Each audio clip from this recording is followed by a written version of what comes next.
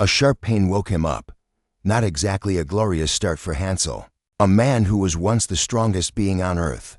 But fate is cruel. This legend reincarnated moments after attempting the greatest lift in human history. Surrounded by giant birds, a blue screen suddenly flashed before his eyes. The system spoke. These chickens contain 68 kilograms of pure protein. That number triggered his instincts.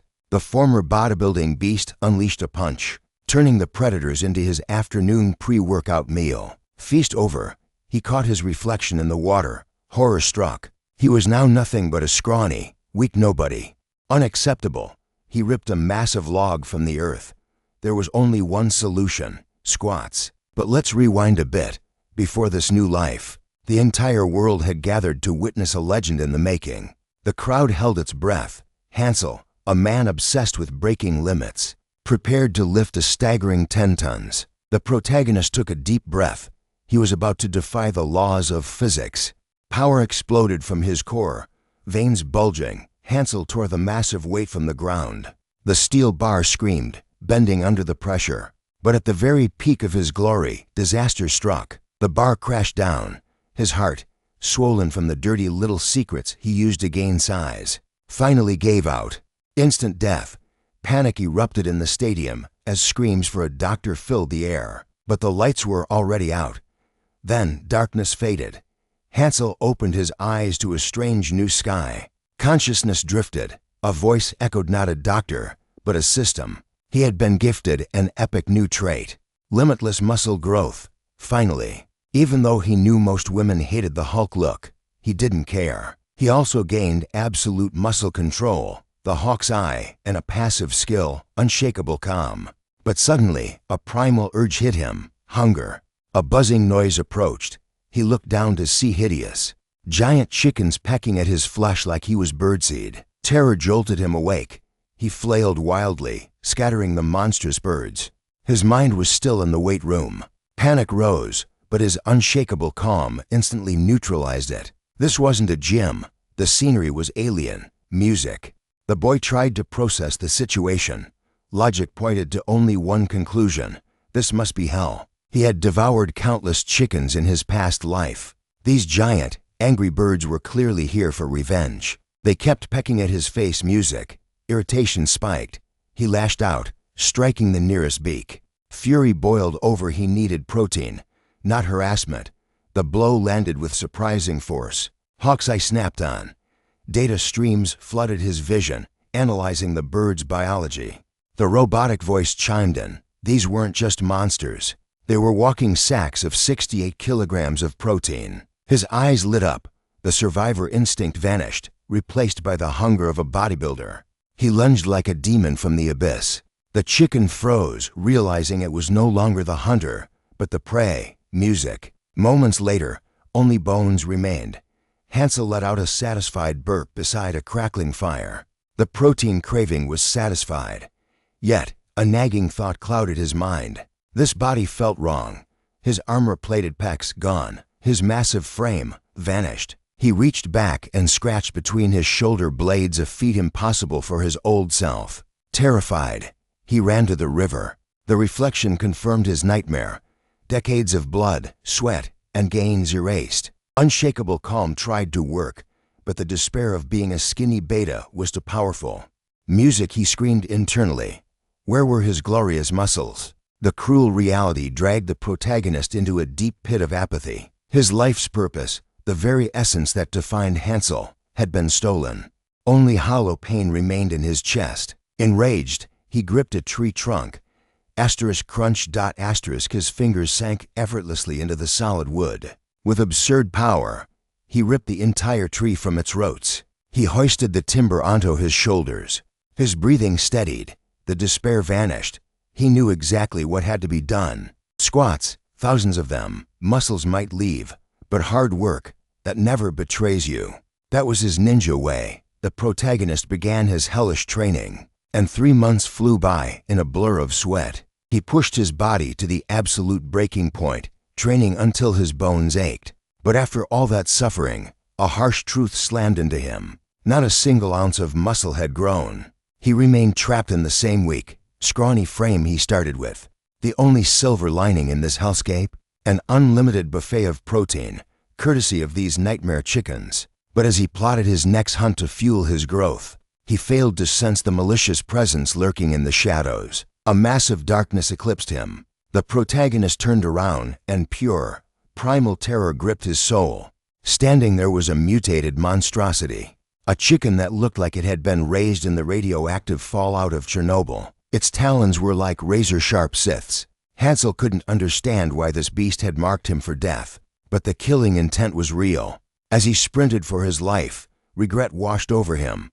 All he ever wanted was massive biceps. Clearly, he asked too much of the universe. The beast lunged. Hansel barely threw himself aside, dodging a strike that would have cleaved him in two. The reality was cold and simple. One hit from this monster, and it was game over. Yet, something terrified him more than death: the sheer, godlike muscularity of the bird's chest. It was a physique to die for. As a true scholar of bodybuilding, the protagonist couldn't help but gaze in awe at that anatomical perfection. He theorized there was only one way to get that ripped. This chicken must have been spamming cable crossovers since birth. Tears streamed down his face. He had wasted so much time on conditioning when he should have focused on pure hypertrophy. Fueled by the desperate desire for swollenness, Hansel decided he refused to die a skinny man today. But his escape route was cut off. The boss monster had summoned an army of minions to block his path. His hawk's eye skill flashed active, but honestly, he didn't need a system interface to see he was in deep trouble. Survival was the only priority now. He mentally apologized to every chicken he had ever eaten while frantically dodging. The skill triggered again, locking onto the demonic rooster. Hansel tried to dismiss it, but the system insisted he look. The notification changed everything. The target held 12 tons of protein. Consuming it would grant a rank S skill, rapid muscle recovery. That reward sent electricity through Hansel's veins. Suddenly, the fear evaporated. He was no longer the victim here. The protagonist's eyes shifted. He wasn't looking at a monster anymore. He was looking at his next meal. Amateurs think lifting builds muscle, but Hansel knew the truth. You must destroy the fibers first to rebuild them. He launched himself through the canopy. With the right nutrition, the destroyed tissue would return stronger than before. That is the golden rule of aesthetics. Muscles are torn in the gym, but they are forged during rest. And if he secured that recovery skill, he could finally bid farewell to the stick figure physique forever. It was time to brawl. The hell chicken snapped its beak, shattering the tree right where the boy's head had been a second ago. With the ultimate gains on the line, Hansel knew failure was not an option. He flexed with everything he had. The system screamed a warning. Energy overload detected. It offered to disable the safety limiters on his muscles. The restriction broke. Instantly, his arm swelled, muscles expanding to a grotesque, mountainous size. The arrogant bird didn't even flinch, completely underestimating the power of pure, unadulterated strength. Hansel coiled his massive limb, preparing to swing his fist like a wrecking ball of flesh and bone. Boom! His colossal hand smashed through the beak like it was glass. In that split second, the chicken knew it was over. The impact was cataclysmic, obliterating the creature's defenses in a single, thunderous blow. The system warned that his muscle durability was critical, but the safety seal reactivated just in time to save his arm from exploding. His arm deflated back to its pathetic twig-like state, but Hansel simply didn't care. Limits, systems, irrelevant. All that mattered was the sweet, anabolic treasure inside that bird's chest. He thanked the beast for the gains and collapsed. By nightfall, he was awake and feasting on the legendary meat. He still didn't understand this world or his mutating body, but his belly was full. However, peace is a lie in this forest. From the darkness, glowing eyes emerged. Bloodthirsty predators had arrived. The ghouls salivated over the scene, ready to pounce, until a commanding voice ordered them to hold their hunger. A raspy voice echoed from the shadows, complaining about how long it had been since they tasted fresh meat. The starving pack watched the human, realizing he was the apex predator who had felled the hell chicken. One brave ghoul stepped forward to investigate, while the others cowered, sensing the human might be a monster in disguise. Hansel's senses flared, but as he looked closely, these terrifying monsters, actually looked like frightened little puppies. These wretched creatures were local ghouls, and starvation was written all over their faces. With eyes sharp as a falcon's, Hansel analyzed their physique. They were critically low on protein. He had never encountered such pathetic specimens in his life. A small one stepped forward, trembling. He asked if Hansel was the warrior who slew the hell chicken. Hansel confirmed the kill, idly wondering if that beast had a master. The moment the truth came out, fear turned to ecstasy. The ghouls erupted into wild celebration. The little creature explained their plight. When a territorial apex monster falls, a brutal war for dominion begins. But Hansel barely heard the politics. All he saw were frames so frail they might snap like dry twigs. According to the ghoul, the hell chicken was an idiot, but a savagely territorial one. That was why they needed Hansel. He was a force of nature, far mightier than the beast he had slain. Hansel paused, looking deep in thought. In reality, he hadn't listened to a single word. The creature had already repeated the story 9 times. Hansel declared that 10 is the golden number. Whether it is reps or explanations, one must always push for that 10th set. The ghouls were baffled by this madness. Assuming the human refused to help, one of them turned to leave in defeat. Hansel offered a sincere apology. His time was precious capital, and it needed to be invested solely in building muscle. The creatures slumped away. Rejection was their daily bread. They knew better than to question a superior being. However, a realization struck Hansel. There was no way he could consume that entire mountain of meat alone. The little ones scrambled to accept. It had been ages since they tasted flesh, and tears of gratitude filled their eyes. Hansel generously offered them a massive slab of premium chicken breast. The starving ghoul moved to hoist the heavy load, but Hansel froze. Could he really stand by and watch such a crime against fitness? Lifting with that form was suicide. He would blow out his spinal discs before the meat even left the ground. Hansel barked a command to halt. The poor soul froze, terrified, not understanding what he had done wrong. The protagonist lectured sternly. Lifting heavy loads with a rounded back is a one-way ticket to the grave. He was gambling with his vertebrae, and that was unacceptable. But the poor ghoul just stared blankly. That was the moment it clicked. These creatures had zero experience with proper exercise. To them, Hansel sounded like a privileged noble spouting nonsense. Now he understood why they were so weak and pathetic. It wasn't just starvation, it was ignorance. Suddenly, a memory from his childhood surfaced. Good Lord, look at the size of his master. The mountain of muscle once said that true mastery is found in teaching. If your gains ever plateau, guide others on the path of iron. Teaching is the ultimate workout for the soul.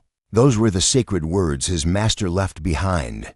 Hansel pondered them as he watched the frail creatures retreat. Decision made, Hansel stepped forward to shoulder the burden himself. He told them to eat and rest. They would head to the village tomorrow. After all, muscles need sleep to grow. Back at the ghoul village, the tribe waited anxiously.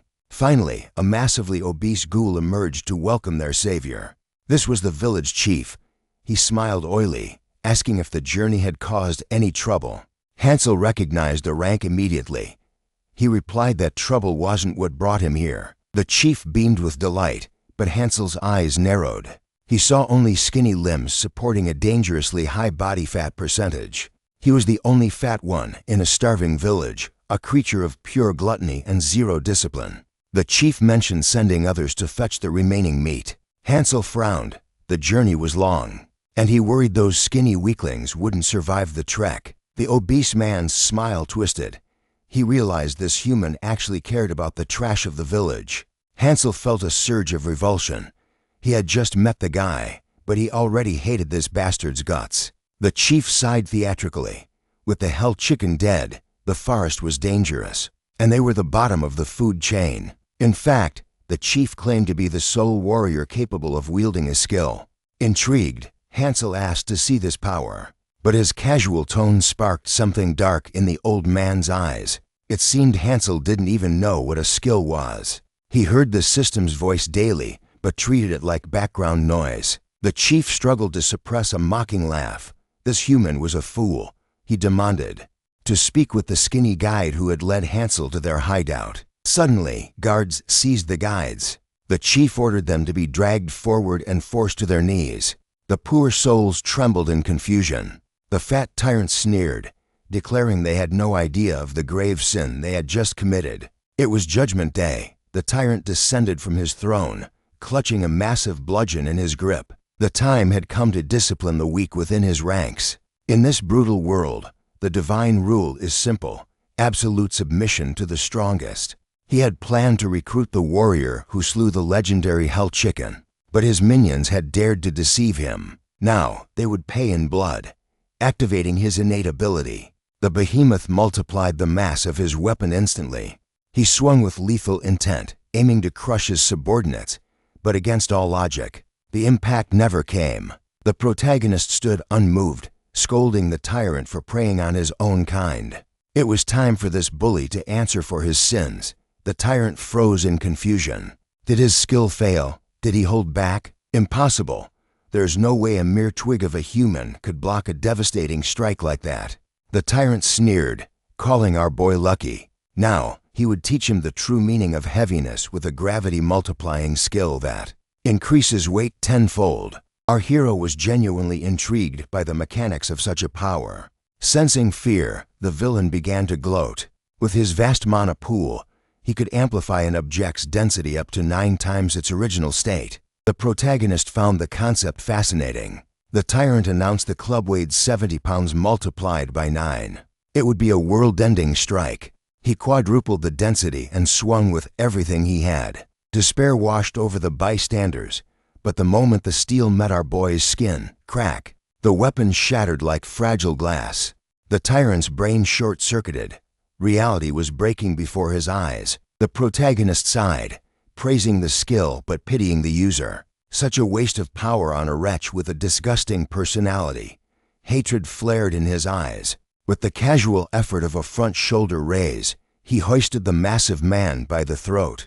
Strength is not a license to toy with human lives, he declared coldly. Dangling in the air, the tyrant begged for parley. So, our hero asked the ultimate question: what are your numbers on the big 3? As a dedicated couch potato, the fat man stared blankly.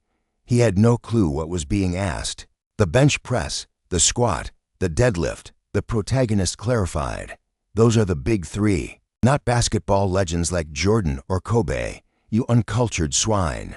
It seems these heathens knew nothing of the iron path. The realization hit hard. There was not a single soul in this world capable of proper weight training. Outside, the tribe gathered for the showdown. The bet was simple. If the tyrant could lift the bar, the protagonist would become his slave. Hansel, ever the benevolent gym bro, even warned his enemy to watch his spinal alignment to avoid a herniated disc. The tyrant smirked like a thief in a candy store. He secretly reversed his gravity skill to make the weights light as a feather. He hoisted the bar with ease, having reduced the total mass to a mere 25%. He roared in victory, pretending to pull to 100 kilos from the floor. But for those of you who failed basic math, he barely lifted 50 kilos. Now, the real beast steps up to the plate. Before the lift, he lectured the cheater on glute activation. Watch closely, he commanded. This is perfect form. But before touching the iron, the protagonist began his dynamic stretching routine. Deadlifts are a leg movement, not a back breaker, he declared. By warming the joints, he ensured 0 chance of injury. Feet shoulder width apart, stance parallel. The setup was clinical. He puffed his chest, neutralized his spine, and prepared to drive the force vertically. The bar path must remain perfectly straight. Just as he pulled, the tyrant cheated again, sabotaging the lift by quadrupling the gravity. However, he underestimated one thing: the protagonist's absolute, unreasonable power. Boom! Our boy ripped the bar with such explosive force it launched into the stratosphere. The crowd gasped. The hero frowned. He had used too much back. Great, he sighed. Now we need a new barbell and more plates. The tyrant stood frozen, his trousers heavy with terror and excrement. The tribe instantly fell to their knees, hailing their new gym leader. Hansel just scratched his head at the sudden promotion. Broken and humiliated, the former leader obeyed like a tamed pup. Hansel extracted the truth about this new world. They were in a different dimension. but legends whispered that wanderers could eventually return to their origin. But go back as a scrawny weakling? Never. He would stay here and cultivate mass until he was huge. The land was called Lisha, and the law of the jungle ruled all. Fatso pledged his eternal loyalty to the muscle god. Since the man's real name was too complex, Fatso would suffice. He immediately demanded to be taken to the warriors' training grounds. Judging by the pathetic physiques of these locals, our boy Hansel expected the facilities to be bad. But seeing the training grounds with his own eyes, it was a disaster beyond his wildest nightmares. Fatso admitted they were complete novices. Looking at these soft bodies, the protagonist realized this wouldn't just be hard work. It would be hell. Commanding the authority of a general, he barked his orders: "Form lines in front of me. Now." 5 columns. The poor things were sluggish, moving like actual zombies. Hansel began his drill instructor's speech. "You lot are bottom feeders, scavenging only the scraps left by the strong. Our boy knows exactly what is missing here. It isn't intel on the enemy, and it certainly isn't the power of friendship. They need raw power for the next 3 months. Hansel is going to drag them through the mud until they emerge as warriors." The deadline was suffocatingly tight. Yet, a spark of hope lit up the creatures' eyes. They were sick of being trampled on and humiliated. The protagonist grinned. He liked that hunger. "Time to learn your first form," he announced. "Assume the plank position." These poor souls have no concept of the agony awaiting them. Hansel dropped down first to demonstrate, and slowly, the confused mob mimicked his stance. Hansel declared they would start the session with a simple warm-up. "Just a few push-ups to get the blood flowing," he lied. Music cues the montage. At first, the goal was 100 reps, but 3 hours later, the creatures were gasping for air, completely drained. Some were already praying for the sweet release of death. Meanwhile, the protagonist was breezing through thousands of reps with added weights. Mid-set, a distraction arrived. It was Fatso waddling over to deliver a message. No ordinary zombie could survive this torture. Hansel didn't blink. "Another 100 reps, he commanded. "Then, and only then, do you eat." Panic set in. They had already crushed 700 reps total. Now he wanted another century before dinner. Despair washed over them. They actually started missing the days when Fatso was the useless tribe chief. Mutiny was brewing. They wanted to quit. All they felt was pain, exhaustion, and zero gains. Sensing the morale collapse, the protagonist called them in. He looked over the trembling, exhausted crowd. One naive soul looked up, eyes shining, thinking it was finally chow time. Hansel crushed that hope instantly. "It is this loser mentality that makes you pray," he roared. "Do you enjoy being the laughing stock of the forest? They live in the unforgiving law of the jungle. Here, dignity is a luxury only the strong can afford."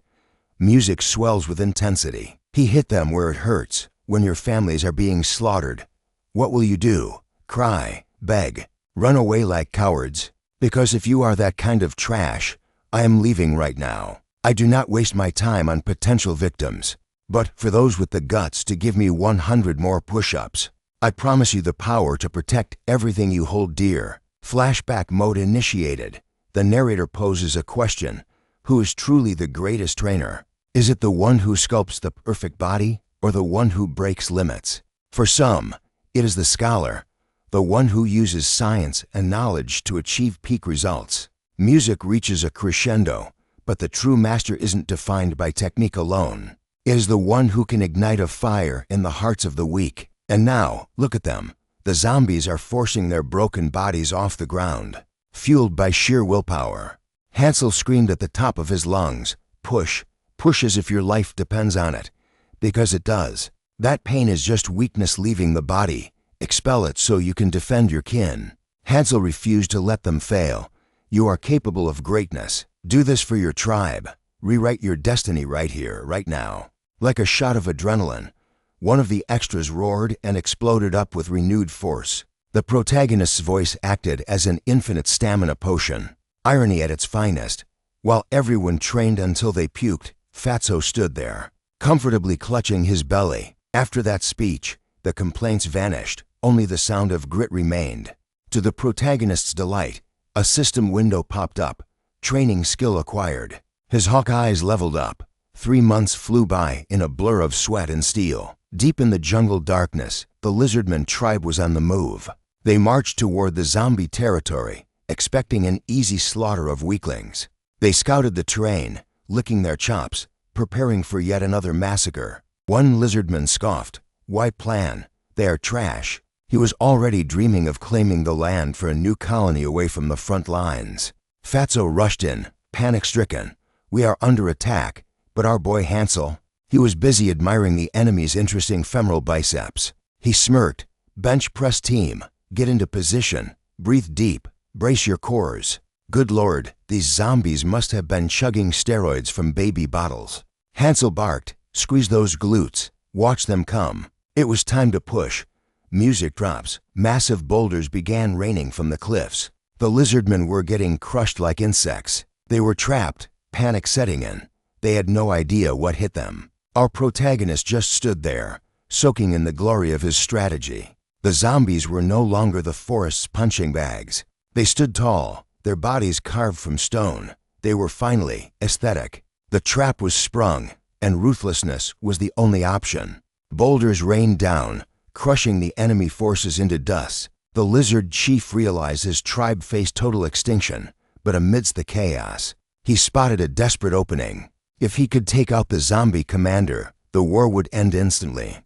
Sensing a massive mana reserve in Fatso's hand, the chief assumed the chubby midge was the supreme ruler. A proud warrior like him would never fall to someone so physically weak. Roaring across the battlefield, the lizard chief issued a direct challenge to the heavy-set midge. He screamed for Fatso to stop hiding, calling him a coward for cowering behind subordinates. The chief demanded they settle this blood feud in a one-on-one duel to the death. Fatso panicked and asked our protagonist what to do. But our boy Hansel was currently lost in a deep, philosophical flashback. He remembered his childhood pet, a rare species known as the marine crocodile. That beast loved to play rough. The jaws of that giant reptile were devastating, capable of exerting 2 tons of crushing pressure. Yet, even with nature's ultimate weapon, the marine crocodile couldn't even dent Hansel's iron-conditioned muscles. After one too many bites, young Hansel had asked the beast if it knew the price of misbehavior. The poor creature instinctively sensed that a cruel discipline was coming. Snapping back to reality, the protagonist remembered exactly how to handle wild beasts. He stepped onto the battlefield. The lizard chief thought victory was within reach, but Hansel suddenly hoisted him up by the armpits and slammed him into the earth. The force of the impact was catastrophic, causing the chief to cough up a mouthful of lifeblood. But the protagonist was just getting started. Hansel asked if the lizard was trying to intimidate him. With his dignity shattered and his loincloth obliterated, the lizard chief begged for mercy. Our boy recalled a wildlife documentary he once watched. To rule the wild, one must assert absolute dominance. He began explaining exactly why he was the apex predator. The psychological warfare only terrified the poor creature further. His warrior's pride now grinding in the dirt. Before the lizard stood not a man, but a terrifying monster named Hansel. The lizard chief lost all will to fight, his spirit completely broken by overwhelming fear. As the enemy admitted total defeat, the protagonist realized that childhood lessons were surprisingly practical in war. The zombie army roared in celebration of their victory, while the broken lizard chief begged for true freedom. Meanwhile, in a distant human settlement, a local lord welcomed a trio of knights, grateful to have such talent in his small territory. He gave them a critical mission: investigate the vanishing of the legendary Hell Chicken. This feudal lord, Count Sir, watched intently as the knights swore to fulfill the order with their lives. The Count's eyes narrowed as the trio departed the estate. Once they were gone, he questioned his female general. Could they really trust such a vital task to those ragtag youths? The general assured him there was no need to worry. Despite their young age, these warriors were absolute prodigies in their respective fields. Liper, the blond youth who resembled a bird, was a master of speed who toyed with opponents. Hendard was a tank, possessing godlike physical strength. Hendard could slice enemies in half with a dull blade. Together, they were a practically invincible duo. The Count hoped the third warrior was equally phenomenal. However, the general hesitated. admitting the third guy was useless with a sword and frankly indescribable. "Good heavens, I only just realized the general is actually a woman." She explained that the three had been friends since childhood. The two geniuses simply liked dragging their useless friend along for the ride. Deep in the forest, the trio hunted for clues regarding the hell chicken's demise. A cursed goblin lurked in the canopy, aiming a poison arrow at the humans. He studied them carefully, but before he could loose the string, a target vanished. In a flash of speed, Liper materialized behind the monster, his blade ready to sing. He ended the creature's life instantly, but in its final death throes, the goblin managed to fire one arrow.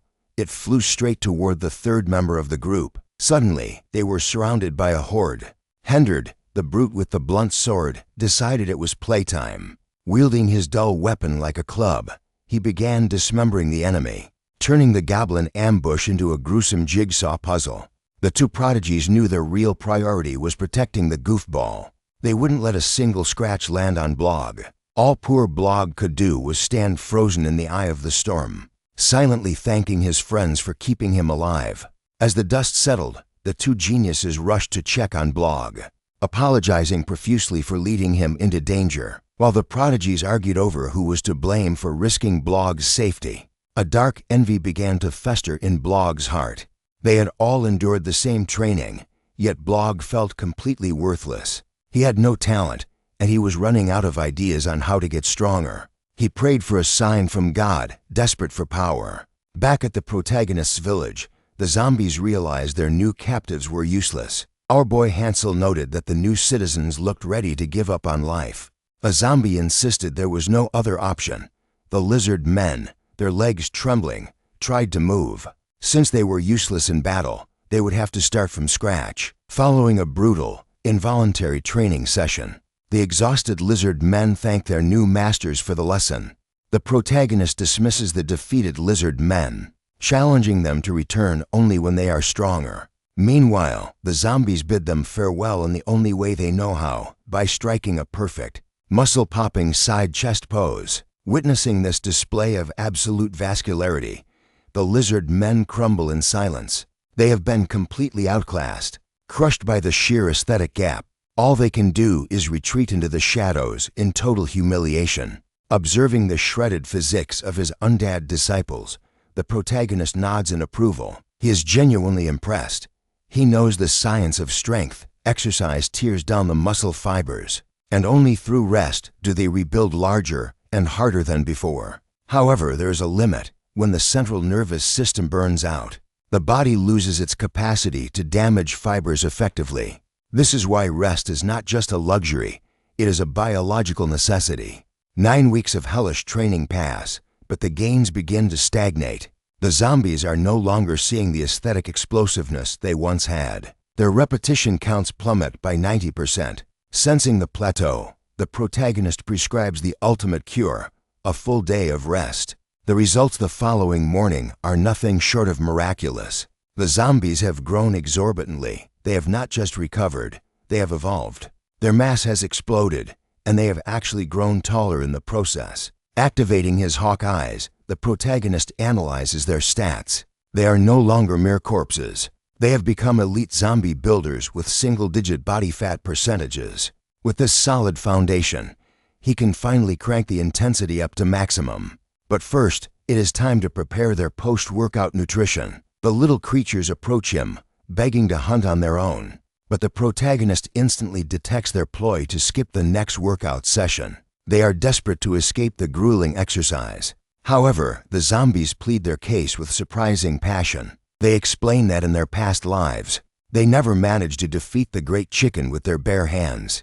Now, armed with steel-hard pectorals and conditioned muscles, they crave redemption. Amused, the protagonist agrees. If they succeed, he calculates he can push them even harder tomorrow. Beside him, the large subordinate trembles, voicing his doubt. He is terrified that the zombies will fail this challenge. The protagonist's expression darkens instantly at the lack of faith. Realizing his mistake, the big guy stammers out a frantic apology. He foolishly assumed that if the zombies coordinated an attack, they might even defeat the protagonist himself. He quickly begs for forgiveness for such a blasphemous thought. Hansel grips the man's shoulder, his aura imposing yet calm. He declares with absolute confidence that in this world, no one defeats him when it comes to the deadlift. Deep in the forest, the zombie squad begins their hunt. But this is no ordinary tracking mission. It is a training session. They perform walking lunges while carrying heavy loads on their backs. The protagonist scrutinizes their form like a strict drill sergeant, analyzing every posture. Suddenly, disaster strikes. A sickening snap echoes as one zombie injures its ankle. The poor creature collapses to the ground, writhing in agony. Judging by the anguish on the poor guy's face, the damage is severe. The protagonist hesitates, unsure of the protocol for undead injuries. The march grinds to a halt. Meanwhile, deeper in the woods, the glint of steel flashes. It is the self-proclaimed useless guy. He believes Leaper and Hendred are battle-hungry maniacs, while he is merely a liability who lets enemies escape. He is consumed by guilt, convinced that his unreliability in combat is dragging the party down. Desperate to stop being a burden to his friends, he secretly refines his swordsmanship while the others sleep. He swings his blade with determination until a hand shoots out from the darkness, gripping the boy's wrist mid-swing. It is the agile fighter, commonly known as Twinkie, stepping in to correct the form. Let's call the student China, since the man never seems to open his eyes. China flinches, mortified that he woke his friend. But Leaper scoffs, calling him a silly boy for doing such silly things in secret. Leaper may act casual, but the truth is touching. The group has known about his secret night training all along. They feign ignorance to protect the silly boy's pride. They silently support his desperate drive to become stronger, watching over him from the shadows. Leaper playfully pinches China's cheek, causing the boy's face to burn crimson. The agile fighter notices his friend is getting increasingly flushed. Oblivious to the tension, China stammers that it is just the exercise heating his skin. Leaper quickly changes the subject to save him from embarrassment. That is when the third member, Hendred, emerges from the brush, convinced some intimate fun started without him. With a look of pure passive-aggressive suspicion, Hendred stares them down. China frantically explains that nothing happened. He insists he was just handling his massive greatsword when Twinkie appeared. He tries to stop the misunderstanding from spiraling into a scandalous rumor. Leaper immediately silences him, pressing a finger to the boy's lips to stop the digging. Hendred's jealousy flares. He claims he has no right to be annoyed, yet he fumes that they endangered the life of the group's precious leader. Full of resentment and convinced he missed out on a bonding moment, Hendred demands they go to sleep immediately. They have a long journey ahead. He argues that beauty sleep is essential for the party leader to maintain his porcelain complexion. China attempts to interject, but is gagged once more. The two rivals seem ready to brawl, but exhaustion wins out, and they choose sleep over violence. However, they are completely unaware that another presence is lurking in the forest. China lies awake, confused by why his two friends are fighting over his sleep schedule. Nearby, a lizard man is closing in at breakneck speed. China senses the shift in the air. He knows there is a hidden meaning behind their bickering, but he trusts they will just deflect if he asks. He decides to close his eyes, but in that split second, even with his barely open eyes, China catches a blur of movement in the darkness. Hansel barked at the squad to prepare for battle. The lizard men had finally arrived. Instantly, every soldier gripped their sword, ready for the clash. Fury radiated from the troops as they prepared to unleash their pent-up frustration. But the lizard man leader shouted a shocking command: ignore the humans. They weren't attacking, they were fleeing for their lives. A massive stampede was right on their tails. It was a horde of chickens. But these weren't ordinary farm animals. These absurd creatures were completely out of control. Yet, even the monsters were running from a greater horror. An army of the starving, driven by madness, desperate to consume protein at any cost. Hansel, who had been too focused on his own hunt, hadn't noticed the shift until now. The forest's entire food chain had undergone a terrifying transformation. Hansel and his elite strike squad pushed forward through the dense woods, assessing the threat. He questioned his comrades' confidence. Looking at the enemy, those chickens seemed to pack more muscle mass than his own zombie. Companions. One soldier scoffed, claiming the chickens possessed only balloon muscles for show. Naturally, as a fitness enthusiast, our protagonist took deep offense to that ignorant comment. Suddenly, one of the steroid-pumped chickens spotted a worm. However, two massive trees stood directly in its path. The bird didn't go around. It ignored the obstacles entirely. Focusing every ounce of its muscle contraction, the chicken decided to brute force its way through. With a deafening crack, it completely obliterated the tree trunks. All that destruction, just to secure a single, tiny worm. This was the terrifying reality of their power.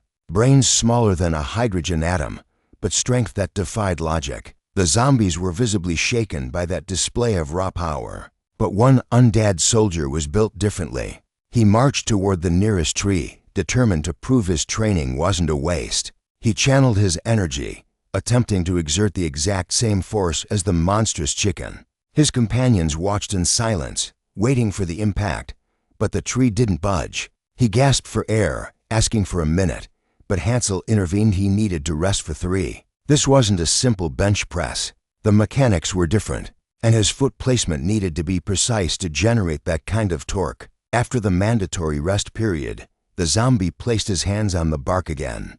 The entire squad held their breath to see the result. Gathering every ounce of determination in his undead core, he strained against the wood. Desperate to shatter the trunk, power exploded from his rotting muscles. The force was so violent that the leaves on the canopy above began to tremble and rustle. The result was miles ahead of his first attempt. Hansel ordered him to step back, satisfied. He knew compound exercises were king, and their training was finally paying off. But now, there was a pressing issue. Hansel needed to figure out what happened to the rest of his team. While pondering his next move, our boy began analyzing the enemy's behavior. The tiny-brained chickens were shoving and pushing against one another. Their wings were locked in a chaotic tangle. Suddenly, it clicked. The protagonist realized the secret behind the animal's insane strength. He had completely overlooked this detail. He apologized to his squad, but the zombie looked confused, asking if his form had been wrong during the lift. Hansel shook his head. The problem wasn't the form, it was the physiology. Their current muscles had adapted to their standard training routine. To change the results and surpass these birds, they needed to shock the system with a new regimen. He barked orders for them to form rows of 5.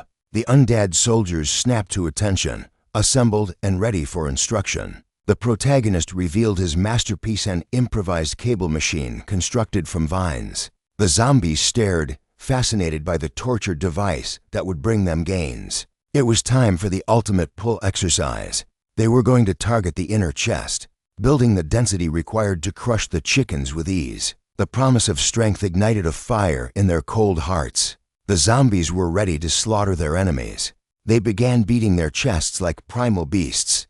Hansel quickly silenced the mob. He needed absolute focus for the technical explanation. He explained that this cable movement isolates the inner pectorals, drastically increasing the quality of the muscle fibers. However, it is useless without perfect form. It is a highly technical movement, notoriously difficult for beginners to master. Hansel demonstrated. First, he leaned his torso forward slightly, keeping a soft bend in his knees for stability. The second key was the arms. You must maintain a fixed angle at the elbow. This ensures the tension stays on the chest and doesn't transfer to the shoulders. Standing dead center in the machine, he brought his arms together in a sweeping arc, locking the position without bending his elbows further. The angle of the cables would dictate which part of the chest got roasted. After the perfect demo, Hansel opened the floor for questions. He didn't stop there. He rigged up multiple stations on the surrounding trees so the entire platoon could begin their sets immediately. The excitement was palpable. Our protagonist couldn't help but smile. He loved seeing such enthusiasm from his new fitness disciples. One zombie began to channel massive power. The aura was so intense that the chickens across the clearing began to sense the evil energy. The creatures had followed Hansel's instructions to the letter. Now, their pectoral muscles had evolved to a terrifying new level. The chickens' beady eyes widened.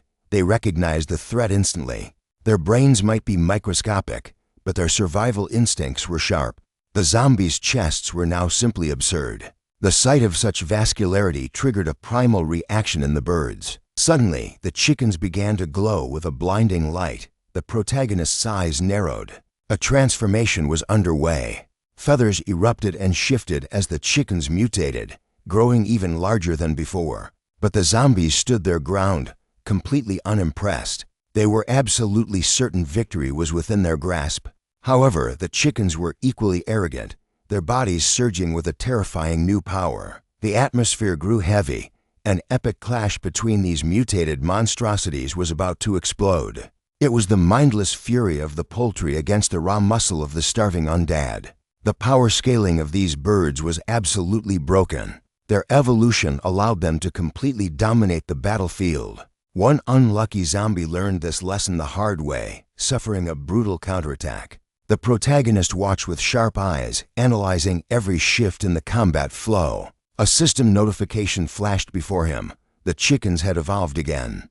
To halt this terrifying growth, they needed to stop feeding the beasts stimulation immediately. Meanwhile, back in the city of zombies, Fatty gazed up at the azure sky. It was ironic. In a world of monsters, he remained the only couch potato in the tribe.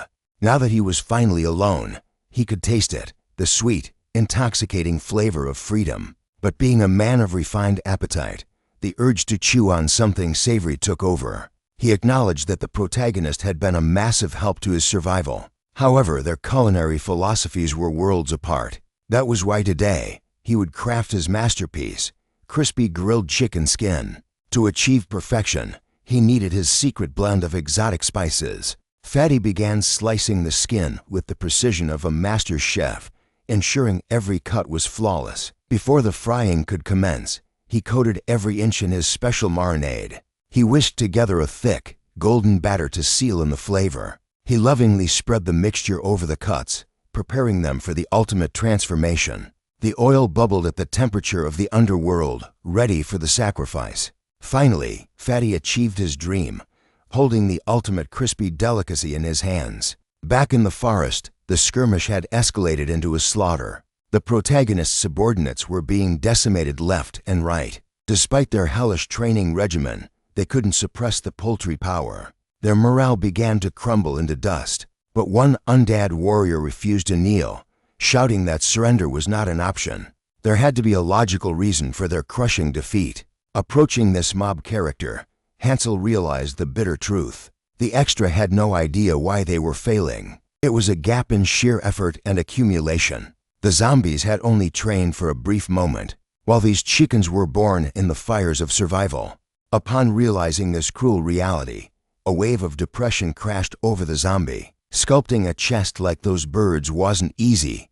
It demanded blood, sweat, and tears. But that didn't mean defying fate was impossible. The zombies' eyes burned with renewed fire.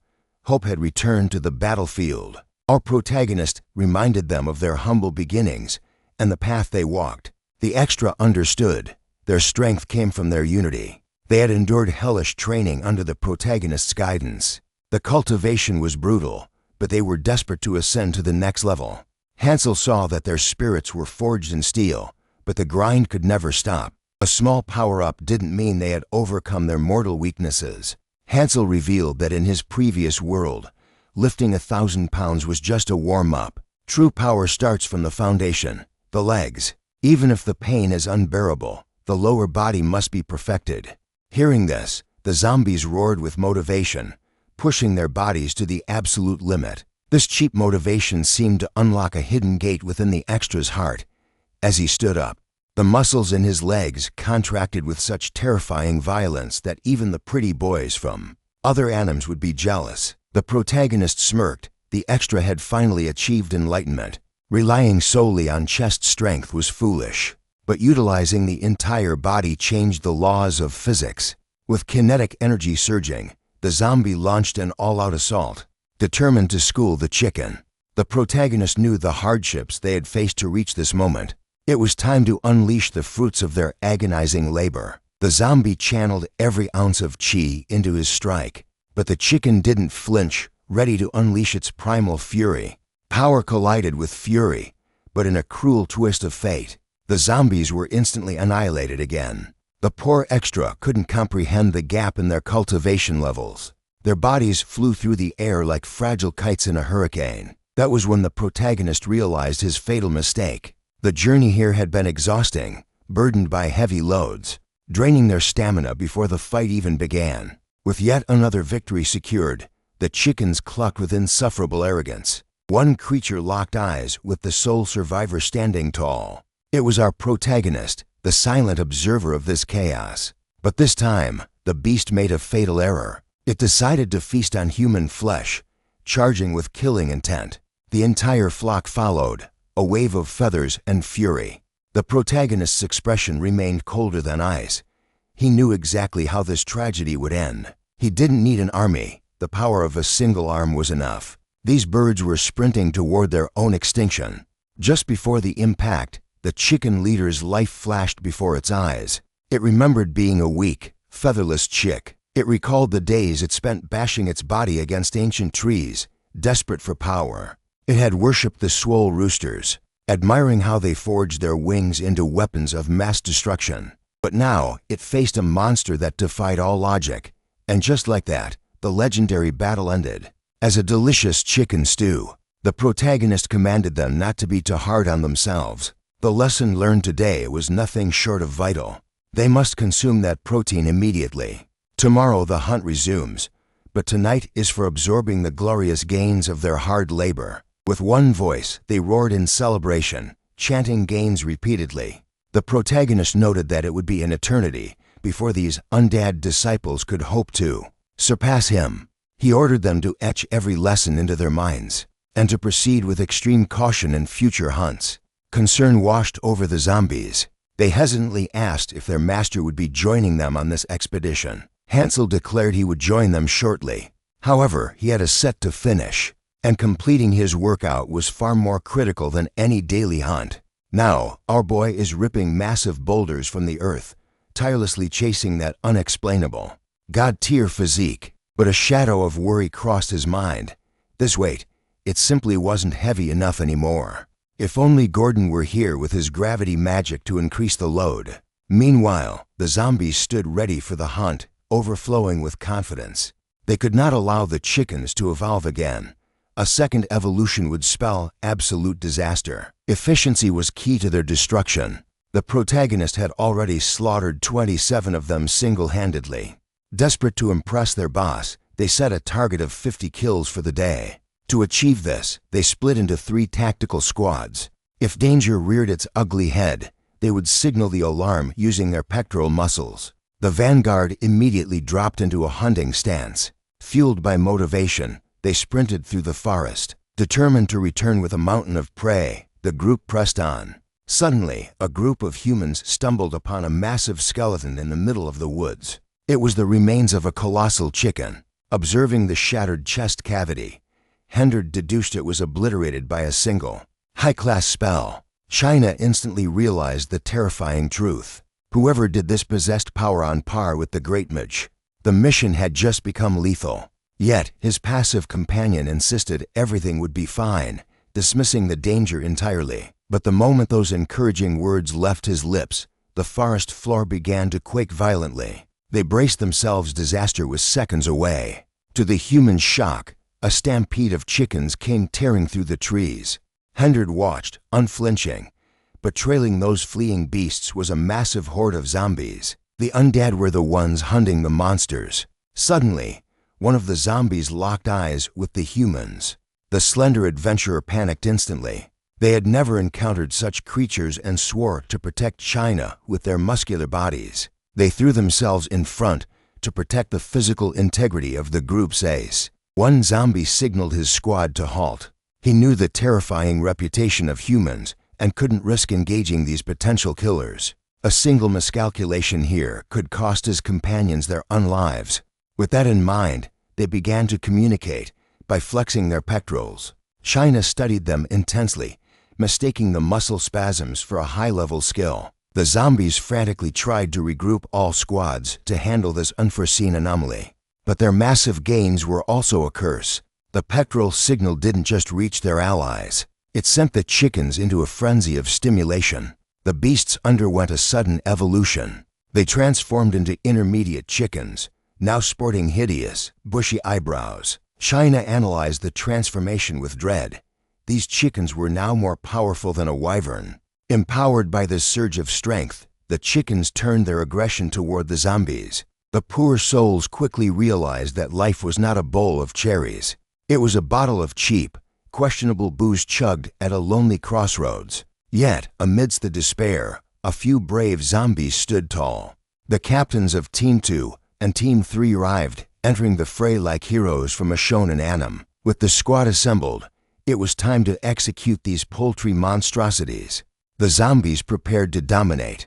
They were about to unleash the secret technique passed down by the protagonist himself. Before the strike, the zombie's mind drifted back. He was lying on a bench press, struggling to complete one final rep. That was when the protagonist corrected him, insisting he master the perfect form. He made it clear there's no shame in asking for a spot. To grow, one must learn to feel their own strength safely. This was the ultimate secret art of the gym-obsessed undad. The assisted bench press, lining up like a tactical conga line. They caught the charging chickens midair. Now, they needed to contract every fiber of their being. Trapped in the iron grip of the undad, the chicken filled with deep regret. Feeling the crushing pressure of pure muscle, the chickens suffered a devastating, shameful defeat.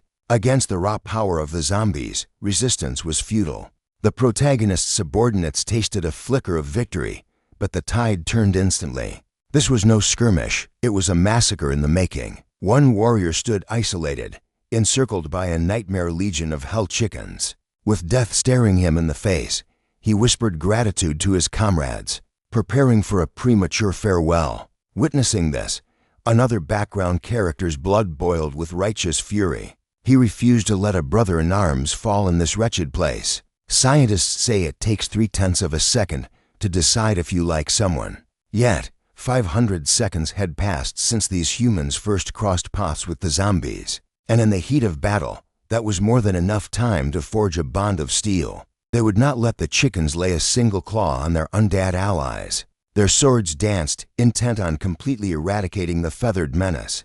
But reality hit the humans hard. Life isn't always a refreshing, ice-cold Coke. Sometimes it is a flat, tasteless, off-brand soda that leaves a bitter aftertaste. Hendard's instinct screamed in warning. Before their very eyes, the alpha of the flock emerged, its body twisting and warping in a terrifying new evolution. The beast radiated pure, unadulterated hatred. It stood ready to drown its enemies in an ocean of absolute despair, even if he strained his eyes to the limit. China could not comprehend the monstrosity standing before him. A calamity in the form of a chicken barred their path. It gazed down at the humans with cold disdain, as if they were nothing more than insignificant worms. The narrative rewinds to the legend of the first dragon. His reputation was vast, but so was his greed. Terrified of being surpassed by future generations, paranoia consumed him. He took drastic measures to secure his reign. Shattering his own power, he scattered the fragments across the world. Thus, the scourge of the hell chickens was born. Now, a descendant of that cursed power prepares to strike. Hendard charges fearlessly. He knows this beast is a pale imitation of a true dragon's might. If he can claim victory here, surely he will finally earn his master's acknowledgement. The slender warrior also joined the fray, lending his aid. Hendard swung his dull blade, poised to land the first decisive blow. Meanwhile, our protagonist continues his hellish training regimen. He remains unsatisfied. His muscle mass is still far too small for his standards, but he realized his frame is not a limitation. Even with a deceptively normal physique, the loyal zombies continue to trail behind him. It has been 3 months since fate brought them together. Back then, they were nothing but a pathetic group of weaklings. The protagonist had to reconstruct them from the ground up, teaching the sacred art of bodybuilding. Step by grueling step, they contemplated quitting 1,000 times. Yet, they swallowed the pain and endured the torture to finally reap the sweet rewards of their hard work. Although it was their physiques that evolved, a strange sense of satisfaction swelled within the protagonist's chest. On this particular day, a wave of longing for his own master washed over him. Memories surfaced of a time when his teacher vanished at this exact age, As he tried to unravel this ancient mystery, his contemplation was shattered by the arrival of a frantic zombie. Hansel finally turned his gaze to the creature. The undead messenger brought dire news of a catastrophic problem. The chickens have evolved. The entire hunting party is in mortal peril. If he does not act now, every single zombie in the field will be slaughtered. Hansel's expression shifted instantly into battle mode. He commanded the zombie to point the way, and its rotting finger aimed straight for the forest. Suddenly, the system flashed a crimson warning. A monstrous muscle contraction has been detected. The protagonist exerts an absurd amount of force. His muscles swell to unbelievable proportions as pure hatred consumes his very being. How dare those chickens touch his children? After channeling every ounce of his colossal power, he prepares to launch. The very bedrock beneath the protagonist's feet is pulverized into dust. Thanks to his godlike stance, the shockwave spreads outward. The force is so immense that the Earth's orbit begins to shift. With a final push, he rockets into the heavens, disappearing like a shooting star, leaving a solitary, stunned zombie in his wake. Back at the forest, the battle against the hell chicken rages on. The human's blades are useless. They cannot even scratch its iron-hard hide. Desperate for a strategy, the slender warrior shouted to his ally to distract the monster while he prepared a fatal strike.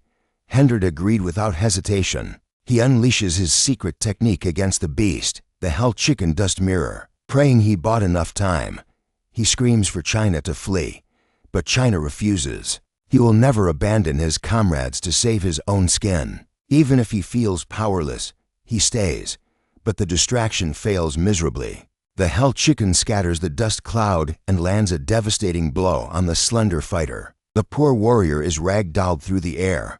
Yet, even in mid-flight, he flashes a thumbs up. China stares in disbelief, unable to process the chaos. His actions scream one message: do not worry about me. Focus only on the battle. Hendred calls out to Liper, realizing how deeply China cares for them. But surrounded by the endless flock, the grim reality sets in. They cannot win this war. China finally understands that escape is a fantasy. Defeat is not just probable, it is inevitable. Suddenly, the zombies attempt a desperate secret technique. They form a towering wall of undead bodies. But against the hell chicken's overwhelming might, the tower crumbles instantly. The few who survive the impact struggle desperately, using every ounce of strength to hold the beast back. They fight on, fueled by a single conviction: the protagonist is coming. They cling to this faith with all their might, refusing to let that hope die. The hell chicken's talons strike with brutal precision. The undead formation finally shatters under the assault. They lie scattered across the battlefield, utterly defeated by the beasts. Despair swallows the scene. The horde is at the mercy of these cursed poultry, who prepare to unleash a massacre of biblical proportions. Music suddenly, a blinding pillar of light descends from the heavens. It smashes directly into the accursed bird's skull with devastating force. At last, the zombies comprehend the miracle that just occurred. They never lost faith in the main character, but as the dust settles, they realize their savior is actually Gordon. No one expected salvation from someone with such limited cardio. As they try to process Gordon's presence, a second figure crashes onto the battlefield. Kicking up a storm of dust, it is our main character, Hansel, finally joining the fray. It turns out the undead gave him terrible directions, causing Hansel to land in the completely wrong zone. Gordon is now encircled by the surviving beasts. At least the alpha monster has been obliterated. Despite the danger, Gordon exudes an aura of supreme confidence. Music he mocks them, asking if this is the limit of their power. China quickly notices that Gordon is one of them. While his muscular ally marvels at the impressive attack, the zombie beside them whispers, "Watch closely. That is no ordinary undead. That is Chief Gordon." The chickens, however, remain unimpressed. In fact, they are ready to deliver pure violence. But surely Gordon did not come here without a master plan? These words ignite a fire in the zombies' souls. They have never doubted Gordon's superior intellect. And here is his strategy. Having drawn the creature's aggression, the protagonist can now slaughter them all while they are distracted. Or not. Gordon drops to his knees, begging for the protagonist to save him. Panic returns to the ranks as the hero is nowhere to be seen. Sweat begins to pour down Gordon's face. The protagonist has not arrived yet. 6 hours ago, silence reigned at the safe house. Music. Greater than no stray bullets, no police sirens, and no junkies trying to barter stolen blunders for a fix. Gordon emerged from a nap, perplexed by the hunting party's delay. His stomach roared with the ferocity of a beast. Music. Demanding sustenance. Assuming the hell chickens were no longer a threat since the alpha was dead, Gordon ventured into the forest to hunt. 5 minutes ago, the zombies were being absolutely massacred. Gordon realized his people were being decimated. Rage exploded within him. He demanded to know who dared touch his subordinates, music, and the protagonist's lackeys. Only one entity has the right to exploit these life forms, and that is Gordon. He heaved a massive boulder from the earth. Unlike the others, he never trained a day in his life. Yet, his social status remains absolute. You must be curious why. The answer is simple. Even the elite-trained zombies cannot match Gordon's raw power.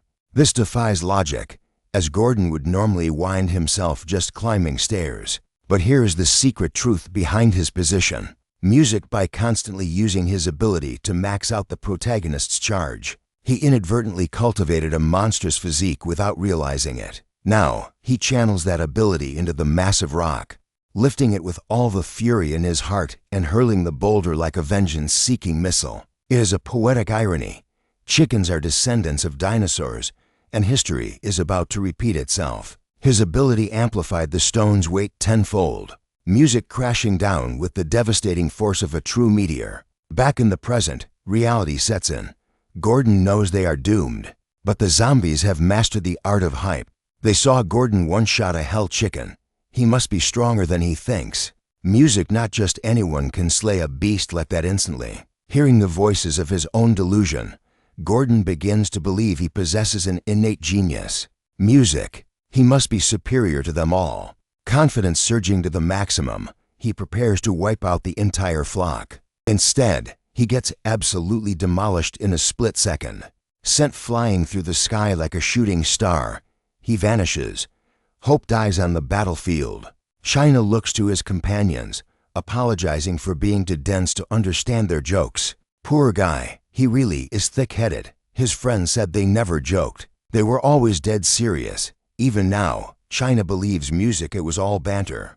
He contemplates his existence in the afterlife. Accepting this as his final moment, he finds peace in not dying alone. Standing beside his brothers, the zombies flex their muscles one last time. They are ready for a glorious death battle. Grateful to the protagonist for the gains, music they charge like a mighty legion against the abyss, just like the squad of humans who stood ready to face the coming storm. These hellish chickens might be bird-brained, but their cruelty knows no bounds. Yet, in this final stand, the zombie legion has one goal: to make their master proud. The tension snapped. The two armies collided in a violent explosion of chaos. Deep in the forest, Hansel found Gordo battered and broken. With his fading strength, the fallen warrior whispered a final plea regarding his subordinates. "You must save them," he implored. "You are their only hope." Those were Gordo's final words before the light left his eyes. Something inside Hansel snapped, an uncontrollable surge of raw emotion. His passive skill, eternal calm, shattered under the weight of his grief. Meanwhile, the zombie tribe prepared to sacrifice their lives for the cause. They lunged at the feathered beasts, but the chickens moved with terrifying speed.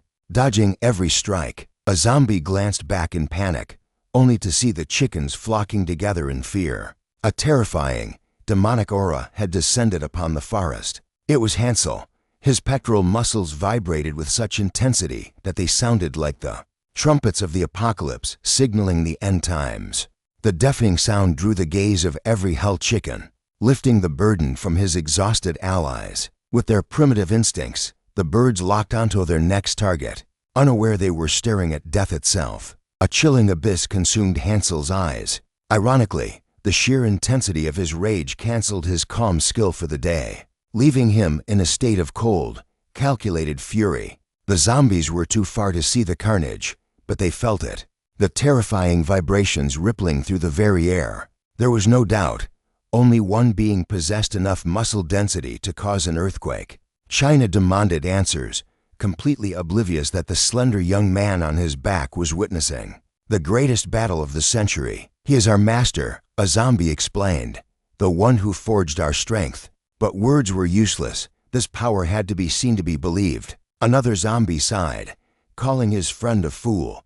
You're terrible at explaining things. Let me handle this. Hansel is the new mayor, the lord of the undead, he proclaimed. Yet, China stared blankly, unable to comprehend the absurdity.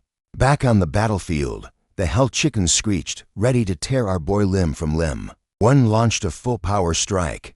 Hansel caught it casually with one hand and delivered a gut-shattering punch to its stomach.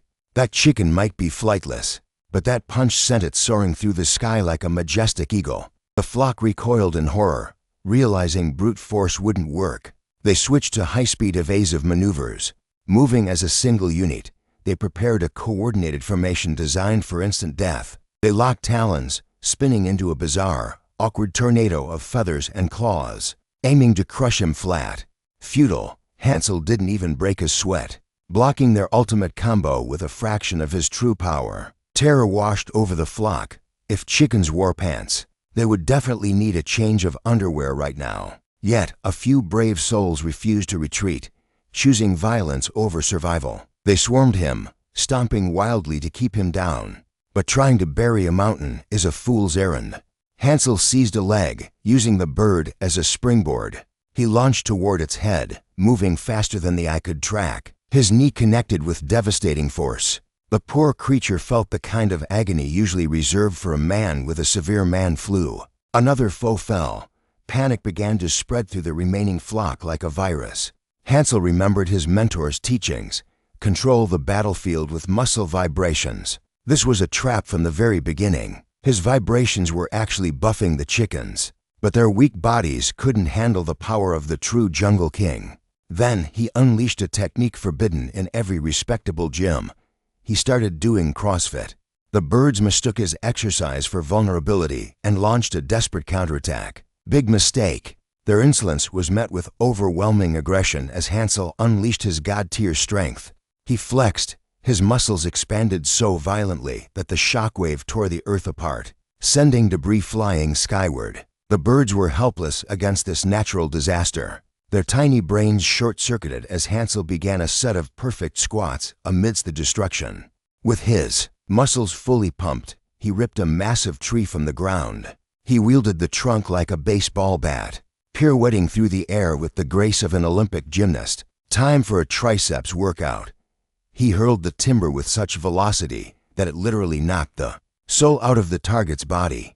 Finally, the human squad and the zombie legion arrived at the edge of the carnage. China stood frozen, jaw on the floor. That monster is the mayor. The sheer scale of Hansel's power defied all logic. The hell chickens were paralyzed with dread. But Hansel wasn't done. He vanished, moving at light speed for the final blow. To reach his target, he engages his quads with explosive force. There is no room to waste a single drop of stamina. Memories of his training with Fatso flash before his eyes. That regimen was so brutal. The big guy prayed for the sweet release of death, but the protagonist must honor his partner's sacrifice. Hansel resolves to end this nightmare in a single, decisive strike. Channeling pure, unadulterated violence, he charges the avian horde. It is time to witness the supreme might of the bench press. He unleashes his 1-rep max. The system screams a warning. His lower body is buckling under the god-tier weight of his own power. Standing before our hero, music an endless ocean of hell chickens. Suddenly, rotten hands rise to share the burden. The undead citizens have returned to support their mayor in his darkest hour. It is time for one final rep, or they train until failure. With his spirit ignited, the protagonist pushes beyond his limits. Together with his friends, they unleash a cataclysmic shockwave, utterly annihilating the poultry menace. Hansel has successfully honored Fatso's legacy, and he also crushed his daily workout goals. Collapsing to the earth, the adrenaline fades. Music a hollow ache settles in his chest as he realizes his gym bro is gone. The zombies reminisce about the old days. Fatso was once a tyrant to them, but Hansel's rival forged him into a man of honor. But the grind never stops. The protagonist scans his subordinates, looking for a new spotter to assist him. The news hits them hard. They avert their gaze in awkward silence until a miracle occurs. Fatso rises, thanking the boss for the solid session. Our boy freezes. The entire graveyard falls dead silent. Fatso is confused by the grim atmosphere. He did not die. He just took a power nap to recover his gains from the battle. The horde rushes in for a group hug, tears streaming down their rotting faces. The poor soul has no clue what he did to deserve this celebrity treatment. Buried under a mountain of affection, Fatso realizes this love might actually suffocate him to death for real. Overwhelmed with relief, the protagonist welcomes his swole mate back from the supposed afterlife. Meanwhile, in a nearby village, rumors reach the Count. He learns of the entity that decimated the Hell Chickens. The report comes from his elite scouts, specifically the 3 survivors who infiltrated the forest. The Count dismisses the zombies as trash mobs. The true threat is the human leading them. A beast like that could show its fangs at any moment. Strategic caution is required. The Count retreats into deep contemplation to plan his next move. Suddenly, the general demands the location of China. With tears welling in their eyes, the subordinates deliver the catastrophic news. Flashback to the forest. They report that a deviant laid hands on China's body. A true connoisseur of gains, our protagonist was merely conducting a kinetic analysis of China's absurd physique. Naturally, the bear and the twink mistook this aesthetic assessment for assault and turned hostile. But our boy was too captivated by China's perfect posture.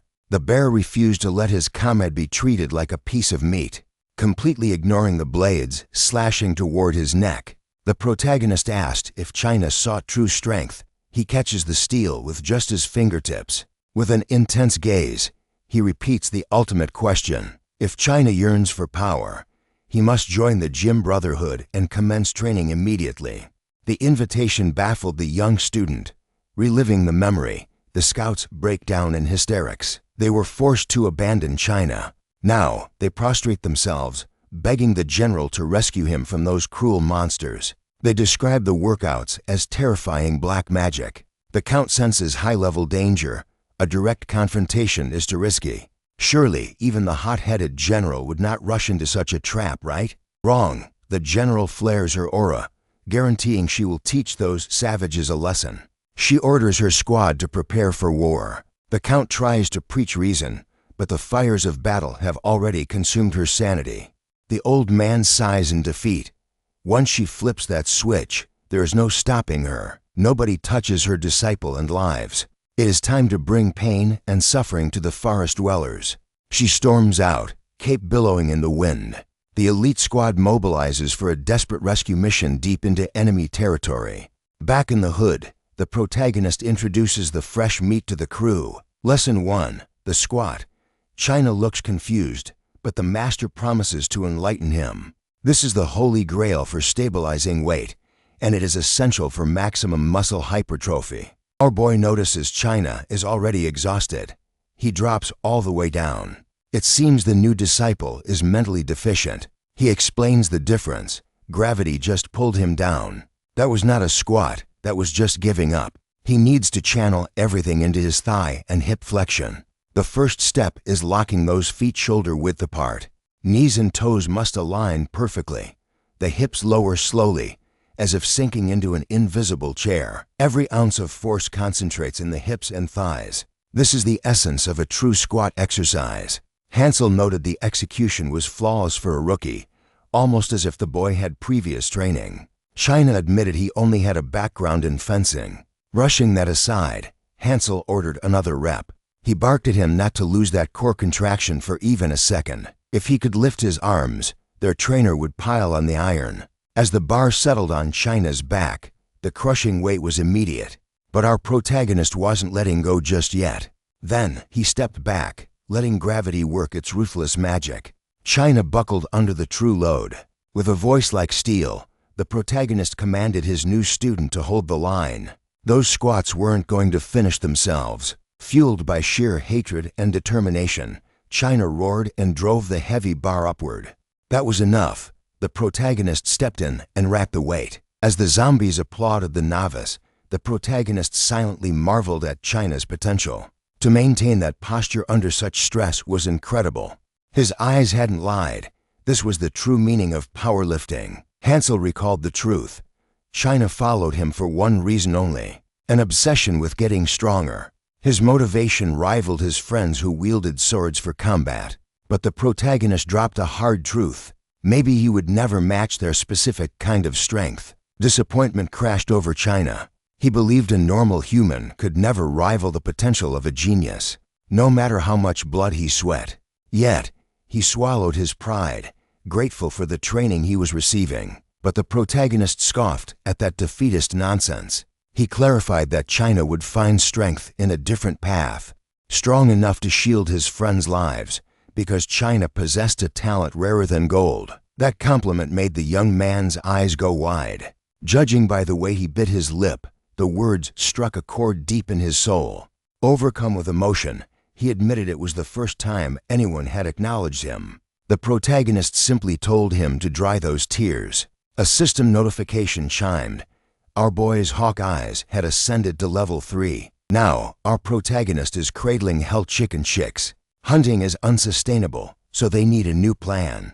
To prevent a food shortage, they have to stop the wild chickens from going extinct by farming them. Gordo knows these beasts grow at frightening speeds, but raising them is risky. Few things can stop a roided-out hell chicken. Even as chicks, they are born seething with primal rage. The issue is the adults. They are nearly invincible. The protagonist challenged Gordo, asking if he was truly too weak to handle them. Skepticism danced in his eyes as he pressed again. Sweating under the pressure, Gordo admitted there might be a slim chance of victory. Hansel grinned at that answer. Gordo shouldn't underestimate his people, especially with the monstrous strength they were now cultivating. Back to the grind. The zombies are deep in the squat rack now. Everyone moved to the protagonist's rhythm. Among them, someone chalked up their hands with a mysterious white powder. Maybe it's party dust, or maybe it's magnesium. The violence of their next rep will tell the tale. China is under the bar while Gordo uses gravity magic to crush him. He demands to know if China can handle the suffering. With a fire in his gut, China announced he was born ready. Gordo didn't hesitate, doubling the gravity load instantly. The pressure forced China's eyes wide again. Gordo had to focus intensely just to maintain the spell. The strain was so catastrophic that a vein popped on China's face. Meanwhile, the protagonist reps out calmly, rallying the zombies through their brutal, exhaustion-filled set. Suddenly, a figure wielding a blade materialized. No questions, no warning, just an immediate attack on the hideout. In a heartbeat, a massive explosion tore through the area. The training zombies were swallowed by the blast. China froze in terror. Gordo was clueless until his gaze locked onto the intruder emerging from the smoke. It was the general. She demanded to know who dared kidnap her student. Gordo stammered about a misunderstanding. He claimed he wasn't the mayor anymore and had never met this woman. Ready to execute him, the general coldly stated a simple yes or no would have sufficed. She unleashed a devastating slash, a strike guaranteed to cleave any normal man in two. But reality defied her expectations. Our protagonist caught the blade with his bare forearm, casually remarking that they only exercise here. The general stared, seemingly intrigued by a body hard enough to shatter steel. Hansel glanced down at the shallow gash on his iron-hard skin. This woman wasn't just fast, she was lethal. The general barked orders to her subordinates. She demanded to know if this mountain of muscle was the culprit behind the kidnapping. From the sidelines, they confirmed the target. They called out to China, shouting that his rescue party had finally arrived. Tears streamed down the faces of the bear and the twink. They couldn't hold back their emotions. They had missed him desperately. The general offered a cold apology for interrupting their session. However, she made one thing clear: stealing another master's disciple is a grave sin. Our protagonist turned to China. He had no idea the boy already had a master. If he had known, the situation might have played out differently. China stammered, struggling to spit out the truth under the pressure. He tried to explain from the start, but Hansel cut him off instantly. In his eyes, bodybuilding was infinitely superior to playing with toy swords. Hansel urged him to be honest. There was no need to hide his true passion any longer. The boy fell silent before bowing to the general. He confessed the shocking truth. He loved bodybuilding far more than the way of the sword. He begged for forgiveness for wasting her time. He had found a new master and a new path to walk. The general realized words would no longer reach him. Her hand drifted to her hilt. If words failed, she would drag her student back by brute force. She unleashed a secret technique, lunging at the protagonist. But Hansel was fresh from recovery, and his muscles were fully pumped and ready for war. He dropped into a side chest pose. The sheer density of his muscle deflected the blade, wounding the general's pride more than her sword could wound him. Her legendary strike amounted to nothing more than a paper cut on his steel-like physique. She asked if China truly desired a monstrous body like that. When the boy said yes, she proposed a contest, a duel between masters. The winner takes the student, and they would finally decide which art reigned supreme. The protagonist scoffed. Bodybuilding wasn't a martial art. It was the divine act of sculpting one's own vessel. The general countered, citing his destruction of the hell chicken. Hansel shrugged. He had only slain the beast for its protein content. The general deduced that his exercise was useless for actual combat. That insult struck a nerve, deeply offending the protagonist's gym-honed pride. Seeing she had struck a chord, she pressed on. What good were those muscles if they couldn't win a fight? Without combat application, his body was nothing more than decorative trash. Fire ignited in Hansel's heart. He was now driven by a singular will to prove her wrong. He would demonstrate the true might of pure physical training. Even the zombies gathered around, eager to witness which monster was stronger. Looking at the size difference, the outcome seemed obvious. The general looked like a dwarf next to him. But China warned them not to judge by height alone. That woman was one of the 10 strongest beings on the entire continent. Our boy activated his hawk eyes. He recognized her as a swordmaster, but more importantly, he instantly analyzed her weight and body fat percentage. It defied logic that someone so small could pierce his defenses. By all laws of physics, that should be impossible. Burning with curiosity, the general demanded to know exactly what the protagonist was teaching. These people, confident in her blade, she launched a flurry of strikes at our ironclad boy. He blocked every hit, but the force behind them was absurd. She wasn't just cutting with steel, she was using key energy. She aimed to school him through pain, forcing our boy to weather a storm of slashes. She kept calling him an otherworlder, despite his human appearance, asking if he understood why. Hansel ignored her rambling as she dodged his counter. She pointed out the ominous red mana radiating from his body. She leaped back, performing dazzling acrobatics in midair.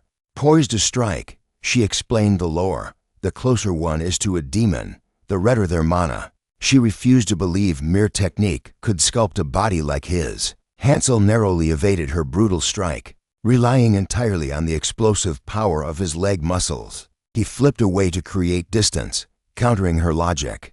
The more effort you put into exercise, the more the body evolves. To him, these people lacked common sense. To the general, such a feat was only possible for a monster like him. Humans were bound by mana limits, but she was done talking. She prepared a devastating sword combination to end him. Dozens of energy blades locked onto him. This was how the weak humans of this world compensated for their lack of raw strength. A cataclysmic clash of energy erupted. For the first time, the protagonist actually felt the weight of those blows. No matter how hard he flexed, he couldn't defeat a grandmaster with simple gym techniques. Sprawled on the ground, Hansel asked a strange question. Are all your opponents stuck on a plateau? The general looked at him, confused. Hansel demanded answers. He needed to know the fate of her adversaries and just how much power they gained immediately after the clash. The general scoffed at the question. To her, it was irrelevant. No enemy could possibly survive a confrontation with her blade. Finally, our protagonist unleashed his true aura. He channeled every ounce of energy, striking a legendary double bicep pose worthy of a Mr. Olympia title. He didn't just block her attacks, he nullified them completely, using nothing but his perfect muscular posture. Those who follow his iron path recover instantly. A single day of rest makes them invincible. Now, he would demonstrate the ultimate 10-rep technique, transforming his physique into a brutal weapon of mass destruction. His muscles swelled to an absurd, godlike size. It was time for the general to learn a lesson she would never forget. From the sidelines, China observed the duel with hawk-like intensity. But his focus was broken as an old acquaintance stepped forward to speak. It was the two slender disciples who had much to confess. The leanest among them began to apologize, fearing he had lost the right to ever speak to China again. He swallowed his pride to address the general's disciple. In his mind, China must surely despise them for acting like absolute fools in the past.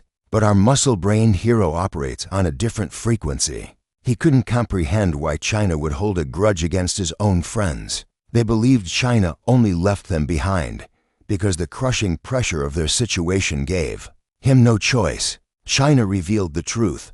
He had chosen to stay in this desolate wasteland for one purpose: to learn from the master. Once his training is complete, he will return to the city a new man. His words washed over their hearts like a healing rain. Eyes wide with curiosity, they begged to know what supreme martial art he was mastering in the wilderness. Even China struggled to describe the profundity of it. At a loss for words, he turned to the burly disciple for assistance. But even the large man faltered, unable to articulate the method. Desperate, China changed tactics. He asked if they remembered the general's very first lesson. The slender youth nodded instantly. Their foundation, the absolute focus on the lower body. Seizing the moment, China unveiled the technique. They were about to forge their legs with the ultimate exercise, the squat. Hansel's voice cut through the air. Form is everything. Master the posture first, or risk catastrophic injury. The burly disciple eyed the barbell with concern. The weight China loaded seemed crushing for beginners. But China stood firm, swearing on his honor to guide them through the pain, while they embraced the joy of iron. The protagonist remained locked in a fierce exchange with the general. Against all odds, the woman withstood his monstrous strength. However, this was only possible because our boy was holding back, and her resistance was starting to annoy him. But he dismissed her shock. He claimed he was merely conserving energy, gathering his power for the true strike. Suddenly, the battlefield was filled with strange, rhythmic groans. The sound was coming from her own subordinates. The general broke focus to investigate the commotion. Her eyes went wide. There, glistening in the sun, were rows of shirtless men engaged in rigorous exercise. A flush crept up her neck, with a mind suddenly clouded by impure thoughts. She demanded to know the nature of this forbidden cultivation. Our protagonist didn't flinch. "These are repetitive squats," he declared, "the foundation of all power." His words hinted at mysteries she couldn't yet grasp. The general made an immediate decision. "I will incorporate this technique," she announced. "My training program requires this discipline." Shrinking back to his human form, the protagonist looked skeptical. He needed to know what exactly she saw in that display that shattered her resolve. With burning conviction, the general spoke. She had witnessed the raw joy and the pure satisfaction radiating from those glistening, sweaty men. An understanding was reached. Warrior and general, finally united by the sacred bond of physical fitness. Our dear protagonist narrowed his eyes. He began to examine the general with clinical precision. He spotted it instantly. Her forearm muscles were exquisitely conditioned. Burning curiosity took over. How had she achieved such perfection? He could barely contain his excitement.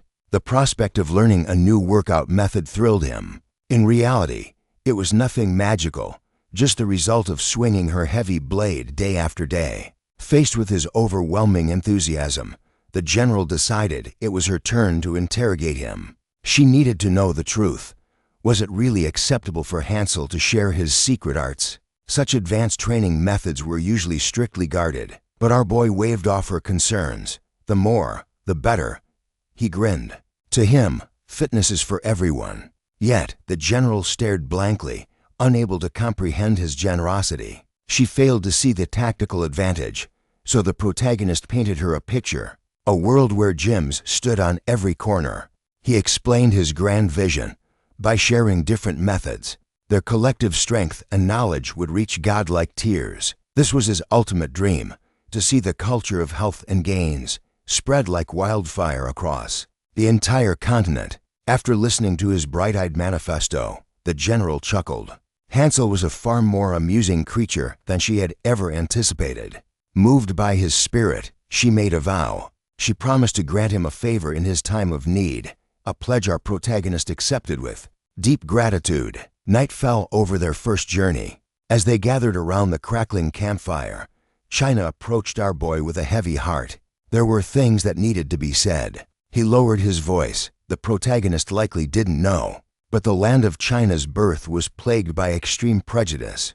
It was a rot that ran deep, discrimination based on race, and even the very nature of one's magical lineage. Anything could spark a conflict. As they marched towards civilization, China feared for the safety of the protagonist and his legion of jacked-up undead warriors. Hansel nods solemnly, acknowledging that they are facing a challenge of epic proportions. Beside him, China breathes a sigh of relief, quickly suggesting they postpone the visit to formulate a better strategy. But his words fall on deaf ears as the main character completely ignores him, marching straight toward a trough of horse feed. Dissatisfied with the subpar dinner provided, the protagonist is on a hunt for real nutrients. His lips tighten in anticipation. He is craving that specific, crunchy texture. There's no doubt about it. This is the holy grail of carbohydrate oats. Our boy gazes at the golden grain with pure, unadulterated love. To think only the horses get to feast on clean carbs like this is a tragedy. This is a serious oversight that needs correcting immediately. Nearby soldiers sneer at the sight, whispering that our protagonist is a savage for eating animal fodder. One scoffs, claiming there is no salvation for monsters with such inferior habits. Suddenly, a massive figure looms over the gossiping soldiers. The big guy interrupts, warning that such cruel words would break a poor monster's heart. In truth, the giant had actually tasted the rations given to these men, and the flavor had left him utterly shocked. He reveals a small bowl to the stunned onlookers. The aroma is so enchanting that the soldiers begin to question if this gourmet dish is truly their feed. Curiosity wins out, and both soldiers decide to take a bite of the mysterious offering the big guy presents. In mere seconds, their minds are blown. The flavor sends them to paradise. The man with the mustache marvels at the perfect balance of sweet and sour, elevated by a subtle kick of pepper. His long-haired companion is equally floored, declaring that a culinary miracle has just exploded inside his mouth. The big guy strikes a deal, promising to reveal the secret recipe once they reach their destination, provided they stop harassing the monsters. The soldiers instantly agree to the terms. With that settled, our protagonist approaches the commander, asking if she is General Rihanna. The general is puzzled, reminding him they do not move out until tomorrow. But our boy is here to collect on a debt. He demands the favor she promised, a vow she remembers all too well. Hansel holds up a fistful of the golden horse feed. He asks to be supplied with this specific grain. Rihanna is baffled.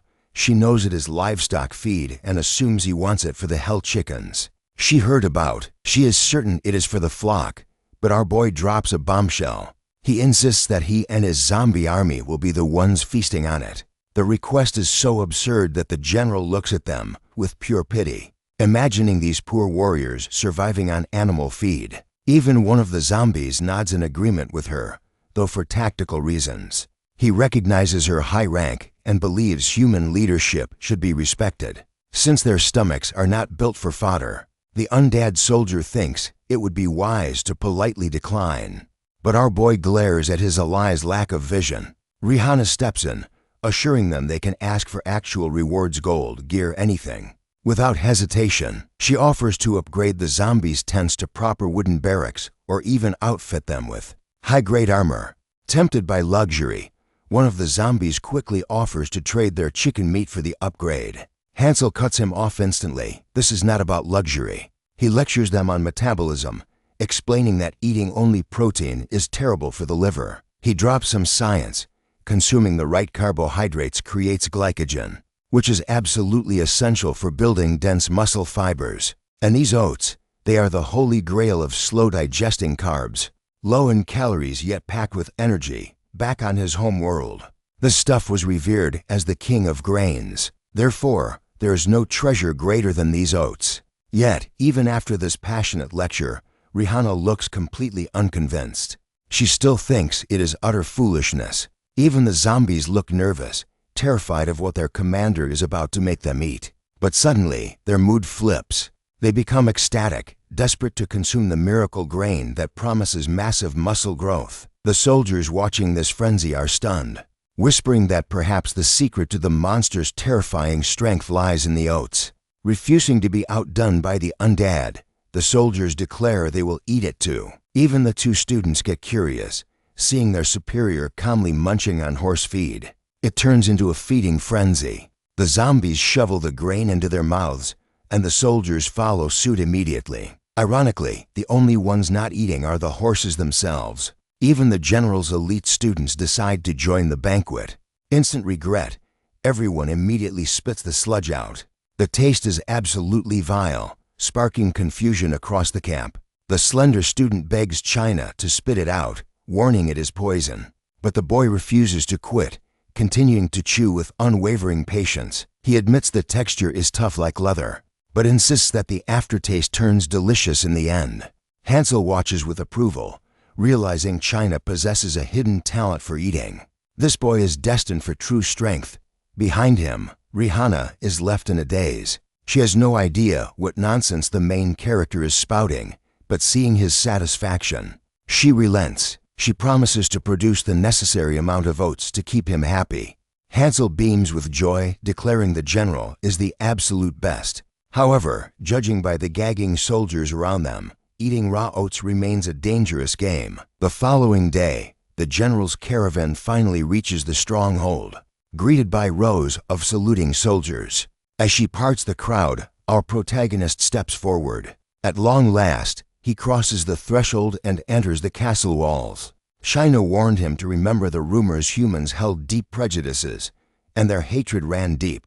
Sure enough, the moment they entered, thousands of eyes locked onto them. The gaze of the crowd felt heavy, judging every move in this discriminatory city. Slowly, even the zombies began to sense the hostility in the air. The tension was thick enough to cut with a knife as they marched into the city. Suddenly, our protagonist tapped a zombie on the shoulder, breaking the silence with a whisper. He corrected their posture, telling them to stand tall. The undead warrior glanced sideways, confused by the order. Our protagonist grinned, claiming there was only one reason the humans were staring. It wasn't hate, it was jealousy of their incredible physiques. The zombies looked skeptical, finding that hard to believe.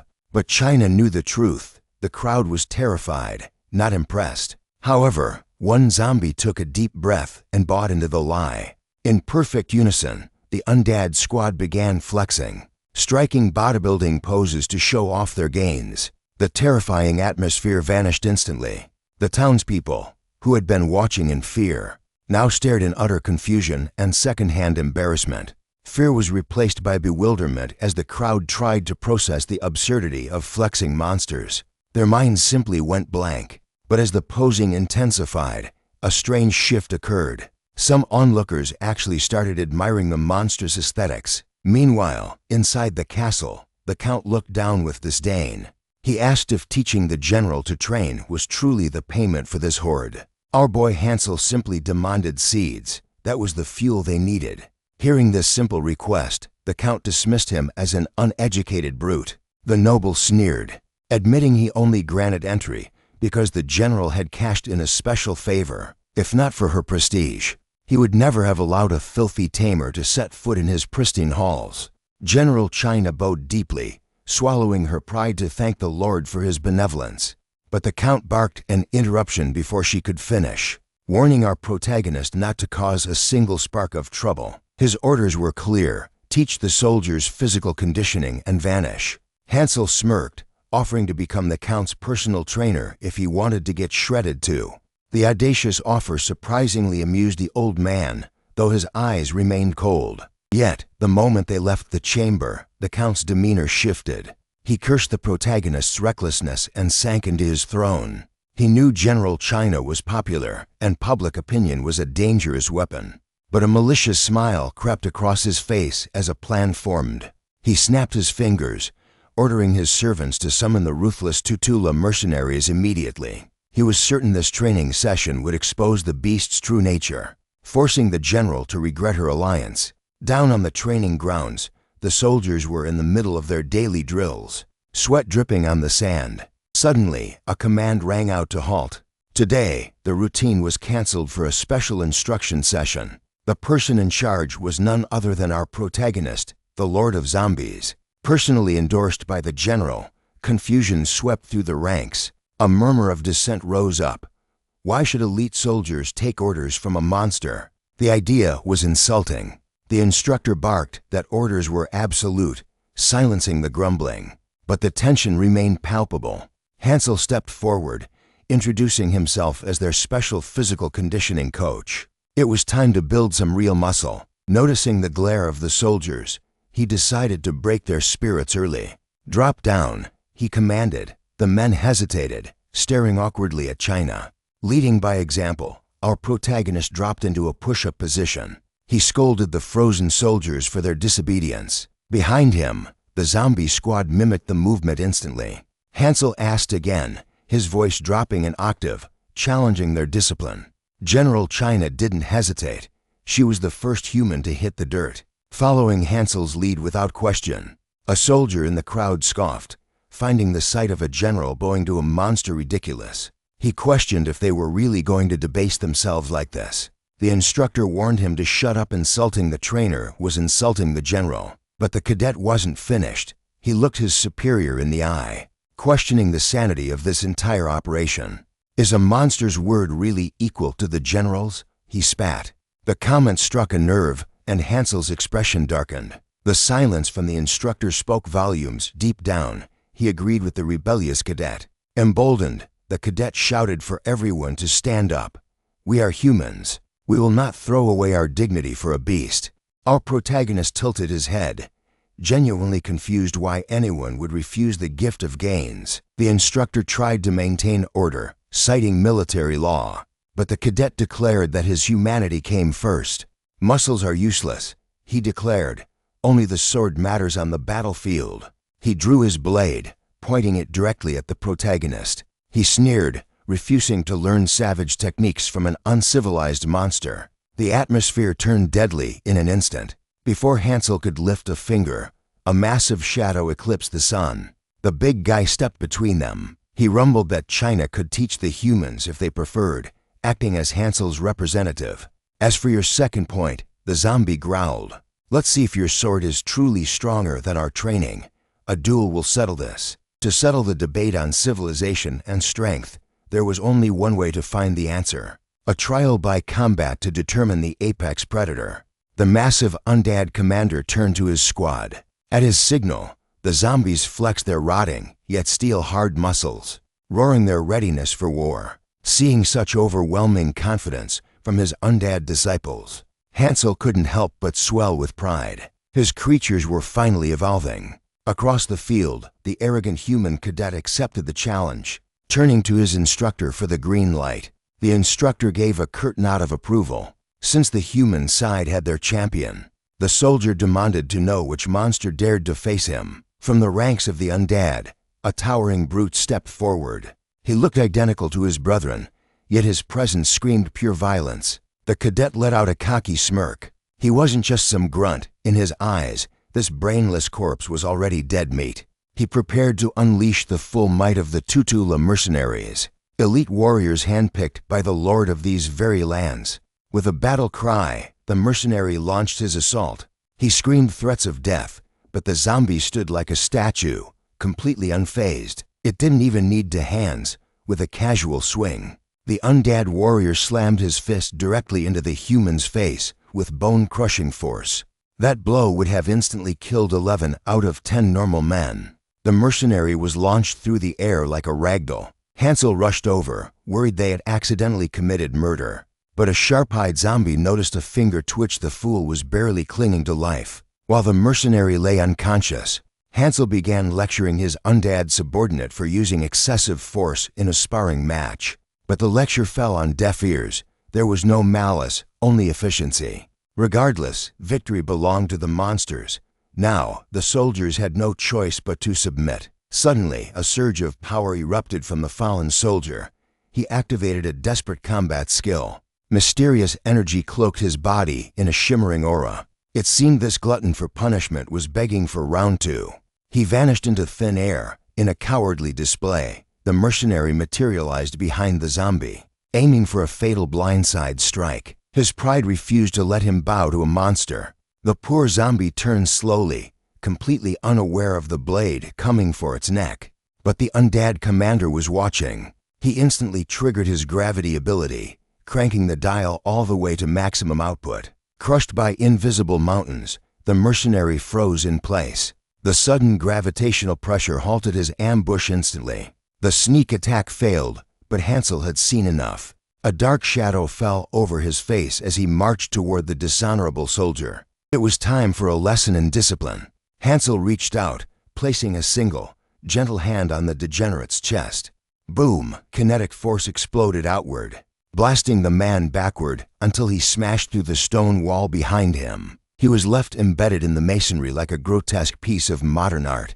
Paralyzed by agony, he couldn't twitch a muscle or utter a single word. Amidst the chaos, the general arrived to inspect the training grounds, unaware of the violence that had just unfolded. She expected progress, but instead found a chaotic mob. The human soldiers were whispering frantically, accusing Hansel of using forbidden magic. The air was thick with tension as the men pointed fingers at the monstrous squad. They must be cheating with sorcery, the men cried. Confused and concerned, the general demanded an immediate explanation from the instructor. The training field had become a courtroom. On one side stood Hansel, cool and collected. On the other, the flustered instructor. The instructor stammered the truth. A brawl had broken out because the soldiers refused to follow the general's direct command. The humans had been humiliated in combat, but now they were crying foul, insisting the monster's strength was the result of dark magic. The general turned her piercing gaze to Hansel. "Did you use magic?" she asked. Hansel scoffed, calmly denying such a dishonorable act. His word wasn't enough to quell the unrest. She spun around, pinning the nervous instructor with that expectant look. Sweat beading on his forehead, the instructor admitted he saw no magic. But a voice from the crowd interrupted. "Are you really taking the side of beasts?" That voice didn't belong to a soldier. It was the Count himself, riding onto the field with an air of supreme arrogance.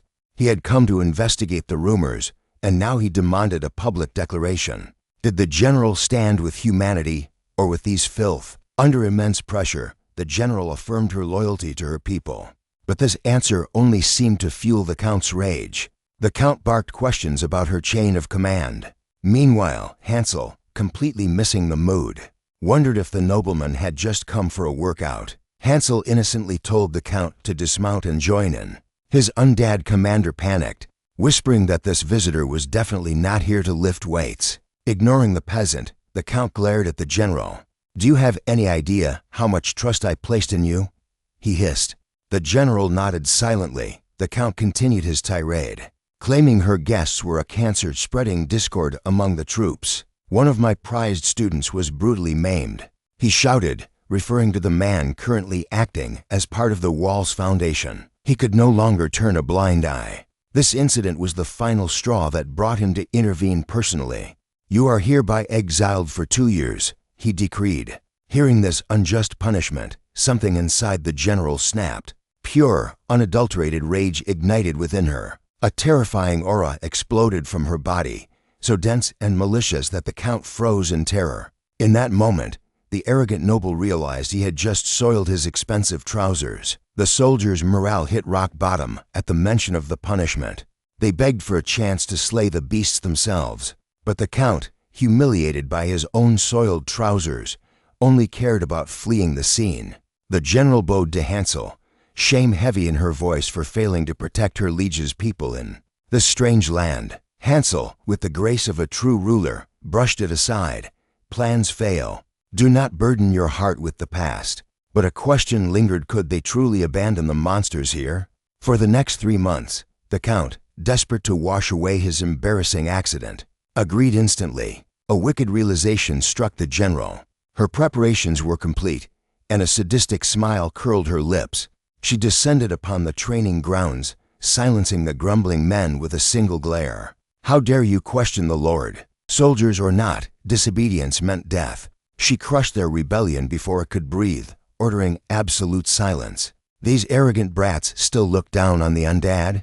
Their prejudice gave them false courage, but perhaps there was an opportunity here, a chance to break them down and forge them anew. She silently thanked the Lord for this gift. Hell training would change their minds, oh. She was going to enjoy returning here in the future. She walked away with a devilish smirk. Darkness swallowed the land. Elsewhere, a mercenary departed the castle, gold weighing heavy in his purse. Retirement was within reach. He pictured opening a flower shop for his beloved, his face flushing at the tender thought. He gazed at his daughter's portrait, whispering promises of his return. It was the ultimate death flag, because miles away, that same portrait was turning to ash. His village was gone, swallowed by an inferno. An endless tide of zombies marched through the ruins. High above, a twisted figure watched the carnage. The jester laughed, savoring the screams. He sensed a presence behind him. Elisa, he purred. It has been too long. A troop of freaks gathered behind him, basking in the destruction of her home. He reached out a hand. Shall we dance? The girl stood frozen, ignoring him until, slowly, she took his hand. They waltzed upon the hill, a macabre dance illuminated by the burning city. The next morning brought a stark contrast. The general glared at Shaina. Why is there a mountain of luggage on your back? No training today, Shaina chirped. He had secured permission from Hansel to escort her. Their destination, a secret location. Shaina trembled. If the Lord finds out, relax, she scoffed. I have authorization. Relieved, Shaina puffed out his chest, vowing to guide her safely to the spot. She noted the steel in his voice. The hellish training was finally bearing fruit. Mischief sparkled in her eyes. Become braver, and I might just marry you. But Shaina, a man in his 20s, looked at the 60-year-old general with horror. Rejected, murderous intent exploded from the general. Her disciples struggled to hold her back as she raged at the disrespect. Meanwhile, in the forest depths, a zombie stalked its prey, a slime. With a burst of muscle fiber, it struck. It grappled the slime, applying perfect isometric tension. Wait, was it working out? Watch your form, his undead spotter warned. Do not tear a muscle. Success. Now they raced back to Hansel for the next lesson in gains. But their path was blocked. The general stood there, eyes narrowed. Why carry useless slimes? The zombies froze, shocked to see a human. They knew Shaina was due back. It is time, Shaina announced. The general blinked, utterly confused. Answer me. The zombies spoke. We need the slimes. Lord Hansel demands it. The name alone silenced her doubts. But slimes, they were trash monsters, useless ingredients. Come, the zombie beckoned. Witness the truth yourself. Did Hansel keep secrets? No, the creature insisted. Shaina stepped in. Forgive them, General. The undead are poor narrators. Charmed by the two adorable guides, she made her choice.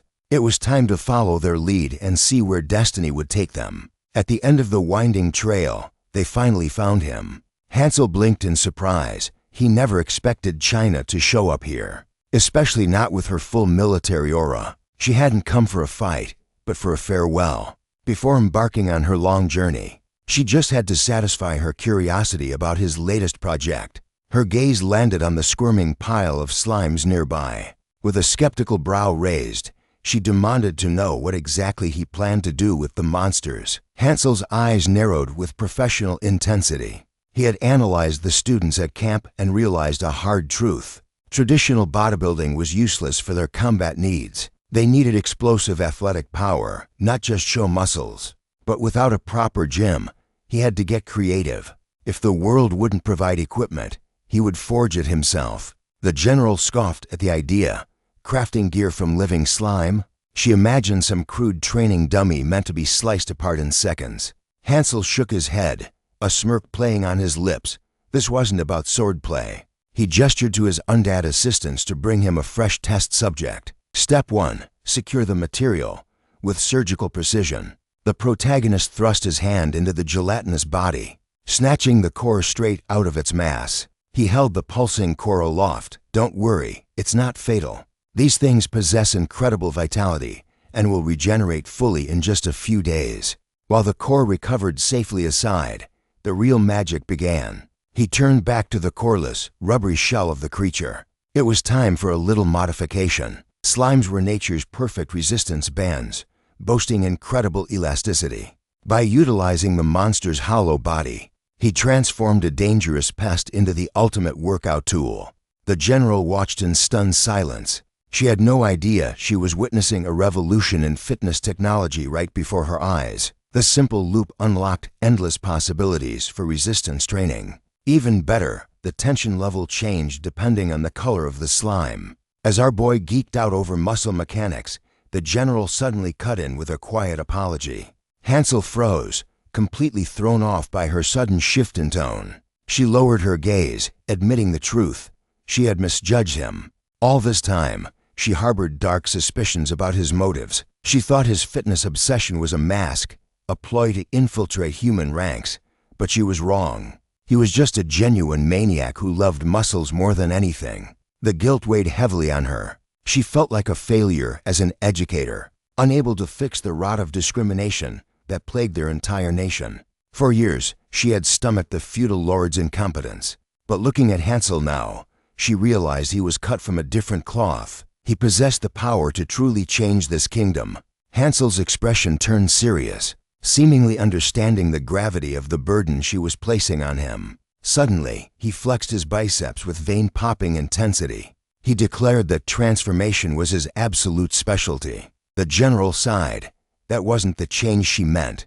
But Hansel was on a roll, summoning his zombie crew to show off their gains as proof of his changing abilities.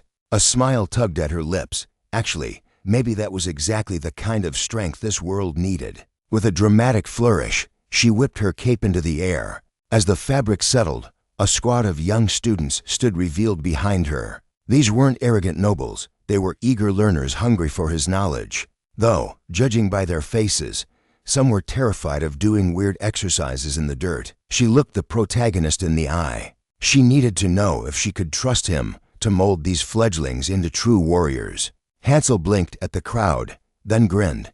He clenched his fist, determination burning in his eyes. He vowed to turn them into absolute units.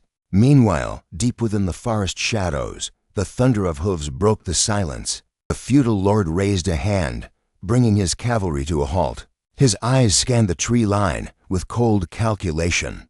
They had arrived at the ruins of the fallen city. The threat here was absolute. A single bite from the undead wouldn't just kill you.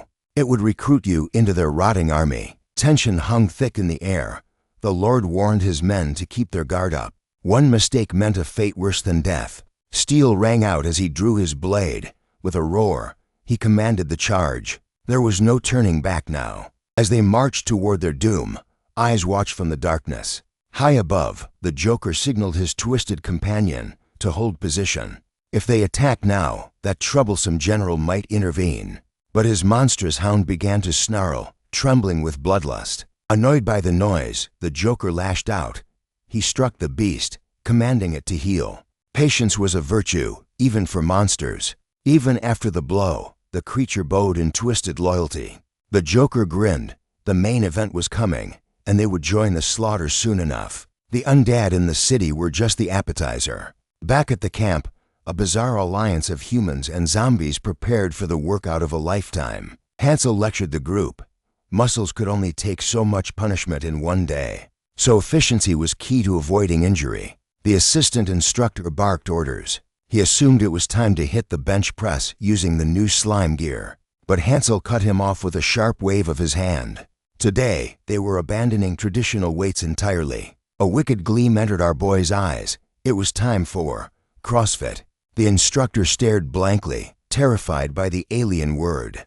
It was the ultimate test of endurance, a high-intensity functional nightmare designed to push their bodies to the absolute breaking point. Total body destruction. By working in teams, they would ignite the fires of rivalry, pushing each other beyond their limits to achieve perfect balance. Sweat, pain, and shared suffering. There was no better way to forge an unbreakable bond between man and monster. Hansel slapped the roster against his chest. The teams were set.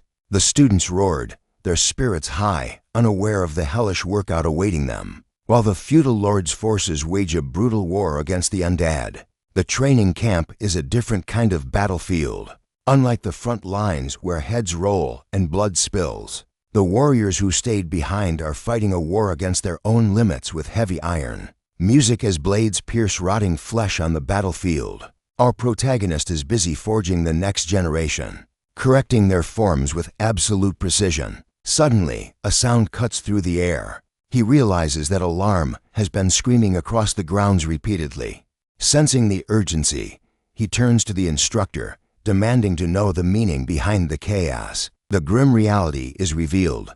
The feudal lord is launching a full-scale assault on the undead. Plague infesting these lands, that siren is a desperate cry for reinforcements. It's a clear sign that the enemy is far deadlier than predicted. Meanwhile, our protagonist spots the fourth squad crumbling under the pressure.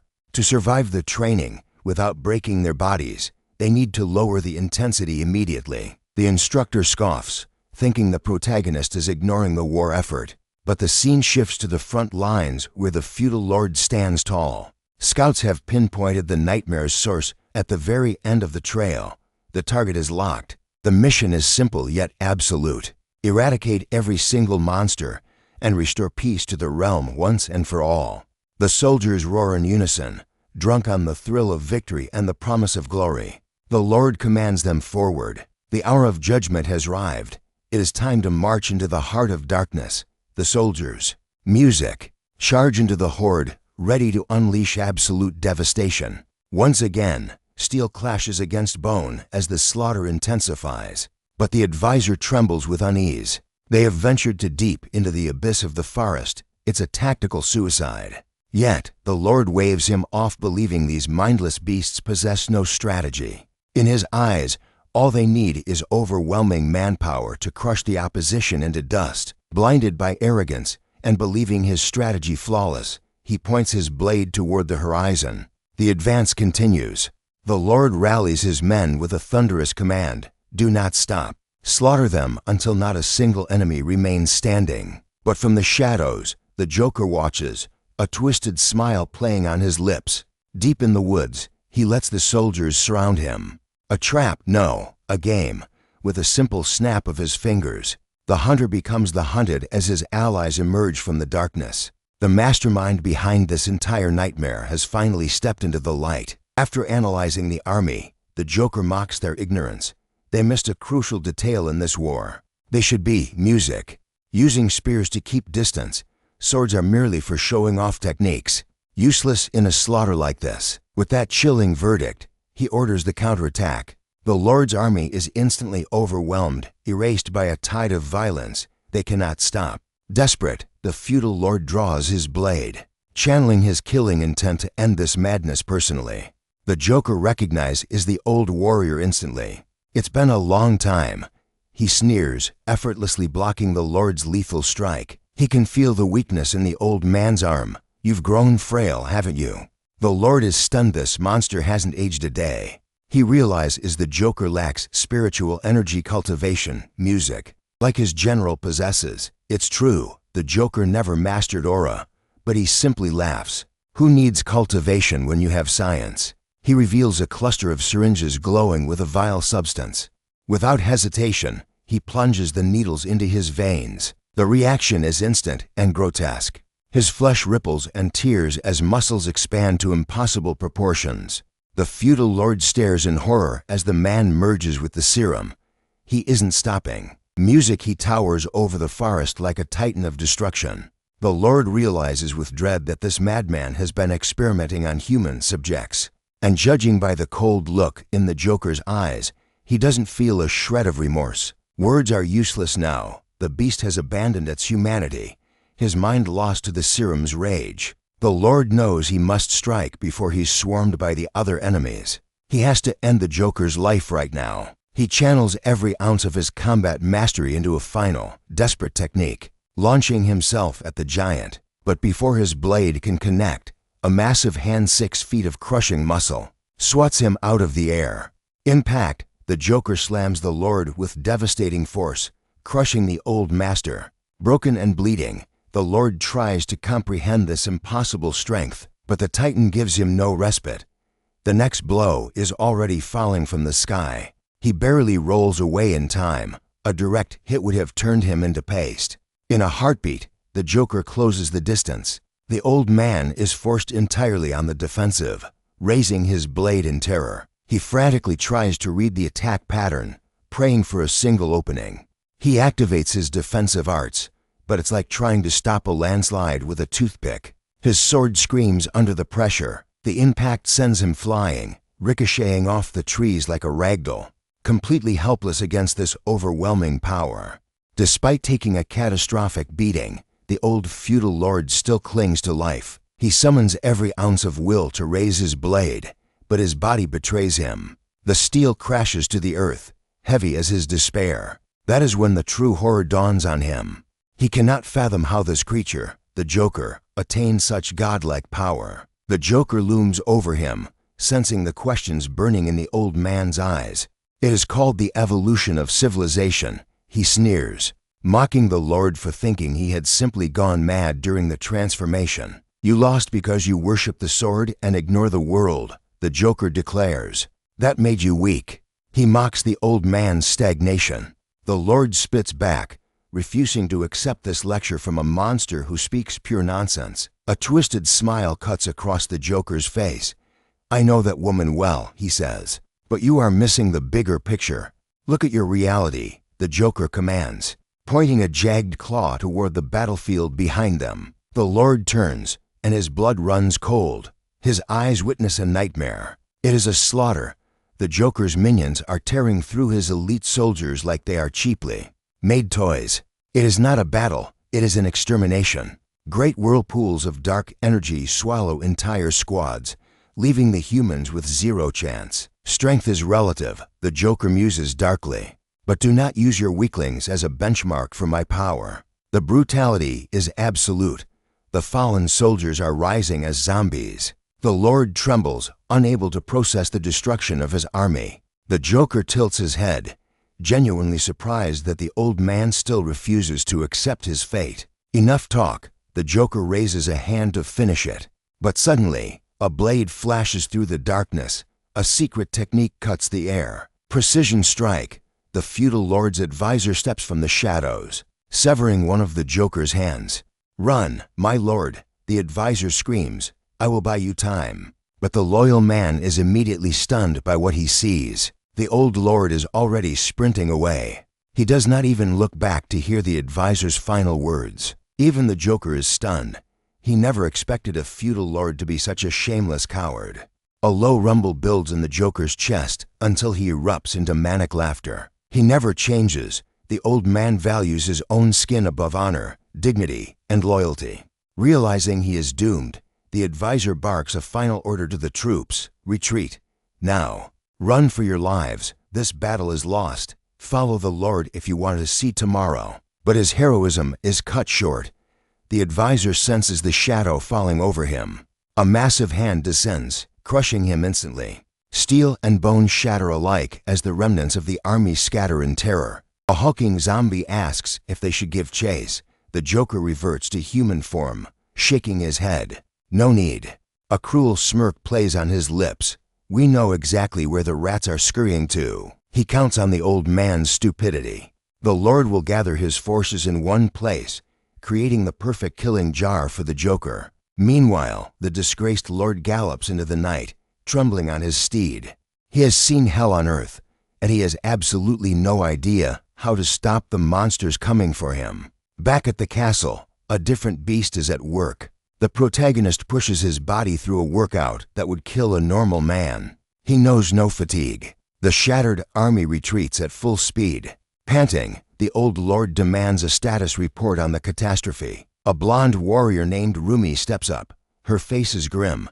It is a massacre, sir. We lost 347 out of 400 men. 27 injured. Only 26 can still hold a sword. The Lord realizes he only has 100 guards and some raw cadets left at the castle. Despair sets in.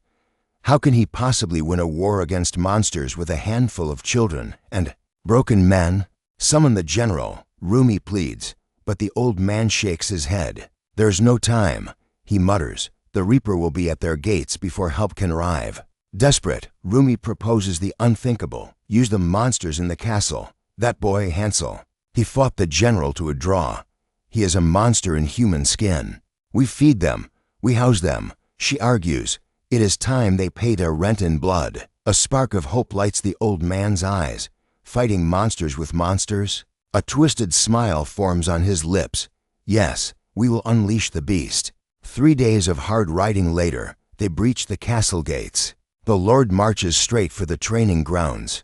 Halt, he commands. The trainees freeze. Even our protagonist pauses his legendary workout, looking up in confusion. The woman at the Lord's side glares at the confused soldiers.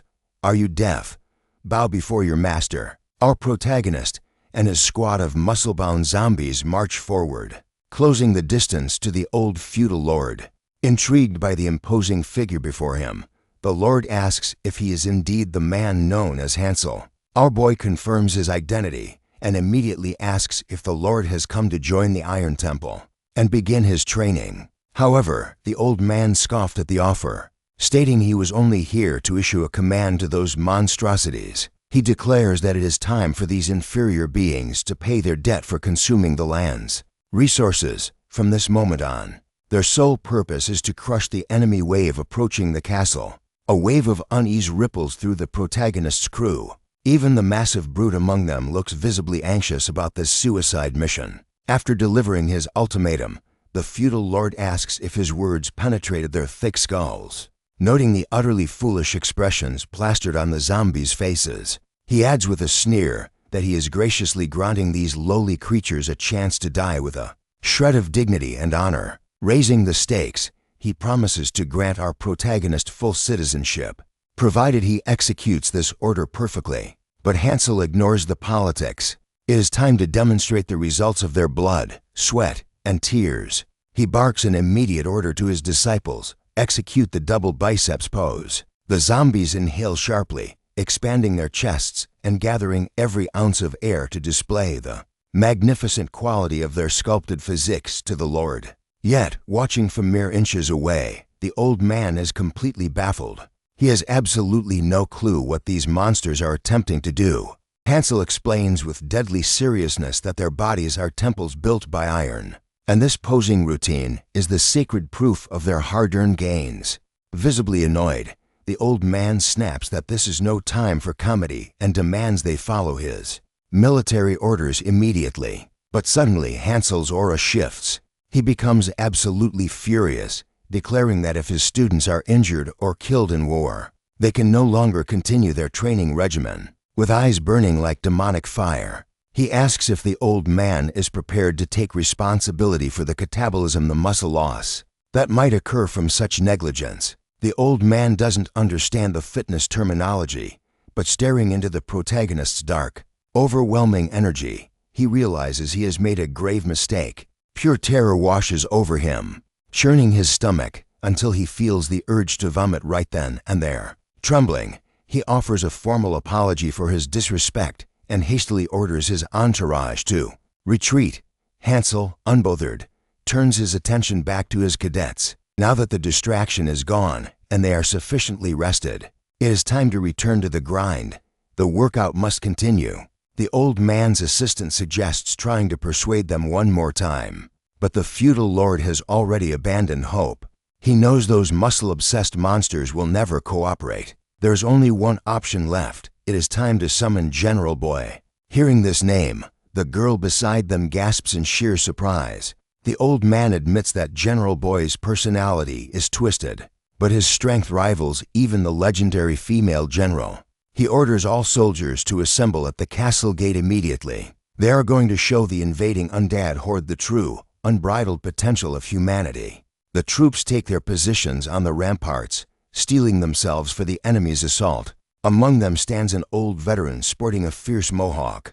This must be the infamous General Boy. The feudal lord stands nearby on the wall, unable to hide his fear as a massive sea of enemies floods toward them. Boy signals his men to hold their fire. He has received intel that the enemy forces are led by a commander with actual intelligence. Given the odds, he shouts out to the battlefield, demanding to know if anyone has the guts to talk before the slaughter begins. From the ranks of the undead, Koringa steps forward, approaching the wall with his allies and a mysterious woman. The old man's eyes go wide with recognition. That woman is Eliza. Koringa shouts that yelling from a distance is rude, and demands to know what business the humans wish to discuss. General Boy assesses the situation. He knows the enemy numbers are overwhelming, but his own troops are elite warriors. Breaching these walls will be a nightmare for the undead. Boy proposes a solution. A representative from each army will clash in a duel, and the winner takes all. Koringa grins, finding the proposal delightful, and decides to accept the challenge without a second thought. Brimming with arrogant confidence, General Boy loves this response. After all, violence is the only language he truly speaks. Leaping from the high wall, Boy lands with earth-shaking force, believing he will strike terror into his foe. He is eager to see which poor soul will be sacrificed to face him. It seems the heavy burden has fallen upon the lumbering, simple-minded zombie to represent the horde. The creature advances toward Boy, attempting to speak, but chooses to let out a primal scream, instead much easier than forming words. Sword in hand, Boy acknowledges the enemy's formidable size. Now, it is time to see if that massive frame holds any actual combat skill. General Boy moves first. He charges in, ready to carve the flesh from his enemy's bones. But the brute is unnaturally strong. The zombie blocks the general's strike with nothing but raw power. Boy realizes instantly that this opponent is tough, but toughness alone won't save him. Closing the distance, Boy unleashes a flurry of strikes with full force. Yet, the creature continues to guard, tanking the damage as if it were nothing. Suddenly, the beast spits a mysterious substance at the general. Boy manages to dodge the disgusting projectile just in time. He realizes with horror that it was acid. He breathes a sigh of relief. 1 second later, and he would have been melted. Knowing his enemy is a resilient tank, he demands to know how this body was constructed, as such durability is rare even for the undead. But the mindless zombie cannot offer a coherent answer. Instead, the creature begins moving with shocking speed. Boy assumes the enemy is fleeing as it creates distance between them. But the general will not allow an escape. This duel is a death match, and it will only end when one of their hearts stops beating forever. The general closes the distance, ready to crush the fleeing enemy. But he is playing right into the hands of the simple-minded zombie. Something feels off. The rhythm of the battle shifts. From the sidelines, the old strategist screams for the general to keep his guard up. Suddenly, a projectile whistles through the air, a jagged bone. Instinct takes over, and the general deflects it with a swift stroke of his blade. Fury burns in his eyes. He demands to know who dares interrupt this sacred duel. The answer comes in the form of a barking dog, creating a chaotic distraction. It works perfectly. Distracted, the general never sees it coming. Asterisk bam. Asterisk, a devastating blow from Koringa smashes into his back. The villain stands there, veins pumping with steroid-enhanced rage, mocking their code of honor. He only accepted this duel for one reason. The general was the only dangerous variable in that castle, and now the board is clear. He chased the bait and walked straight into the slaughterhouse. Now, the mighty warrior eats the dirt, beaten within an inch of his life. Koringa spits on the ground. This general has the brain of a bull, fitting for his name. High on the wall, the feudal lord watches the brutality in silence. Even the massive bear looks on, eyes wide in total disbelief. The situation has spiraled into a nightmare. Broken and defeated, the general swallows his pride. He begs for mercy. As the blows continue to rain down, Koringa smirks and promises to spare him. It is a lie. He signals the brute, who grabs the general and launches him high into the sky like a ragdoll. The general spins in the air, confused. But as gravity takes hold, the horrifying realization hits him. He crashes down into the horde of hungry zombies. Screams echo, then silence. Moments later, he rises again, now a soldier of the undead. The feudal lord grips the ramparts, his face pale. The situation has gone from bad to catastrophic. His best fighter is gone. Koringa looks up, shouting an ultimatum. Surrender the castle, old man, and you might live. But the lord shakes his head. He refuses to hand his home over to a monster who abandoned his own humanity. The deal is off. Then you die. Koringa sneers. He points a deadly finger at the walls. Kill them all. The undead army begins its march. The tide of rotting flesh surges toward the gate. Fire. The Lord screams, shoot them down. But his men are shaking with fear. Arrows fly wildly, missing their marks. These are not trained soldiers. Panic spreads like a virus. The girl beside the Lord trembles, looking to him for guidance. What do we do now? The Lord pauses, looks deep into the abyss of the situation, and says with total sincerity, I have no idea. Terror overtakes him. He turns and sprints away. The Lord flees deeper into the castle, cementing his legacy as a spineless coward. Running away, that is the story of his life. Whenever things get hard, he vanishes. Even the female general knows his reputation. A scholar once called it a survival instinct, but to everyone else, it just looks like fear. Memories flood his mind as he runs. He remembers the woman he loved being taken prisoner years ago. Even then, he did nothing but run. The weight of responsibility has always been too heavy for his weak spine to bear. But this retreat is different. He isn't running to hide. He bursts into the training grounds. The old man collapses before the group, gasping for breath, begging to be saved. He apologizes for his arrogance, for looking down on them. Let me die if you must, he cries, but please, save the innocent people. He presses his forehead to the dirt, begging the protagonist and his crew to intervene. Hansel looks down, confused. Do you want to work out? The Lord stands up, completely baffled by the question. Hansel stretches his triceps casually. I don't need your life, he says, but my personal training fees, those just went up, way up. The head instructor cracks his knuckles. Along with the humans, he is ready to join the fray. But the protagonist stops the rookies. Hold it. The zombie bodybuilders step forward with a condition. If your big 3 total isn't over 400 kilos, sit this one out. They glare at the newbies with intense, gatekeeping energy. Only the elite lifters can pass. The feudal lord stares at them. He thinks they are absolute idiots. But they are the kindest, strongest idiots he has ever met. The vibe shifts. The protagonist leads his muscle-bound army toward the main gate. To get there, they need to move fast. Emergency protocol. Hansel shouts, we're doing interval training. They switch from a walk to a full-blown sprint. High-intensity cardio for 90 seconds straight. The only one struggling is Fatty. He trails behind, gasping for air, looking like he is about to go into cardiac arrest. He marvels at their insane stamina. Meanwhile, in the heart of the city, the zombies are seconds away from slaughtering the civilians. But just as the jaws snap shut, boom, the protagonist's army crashes in, stopping the massacre. A mother clutches her child, tears in her eyes. We're safe, she whispers. The protagonist doesn't stop. He pushes toward the castle gate.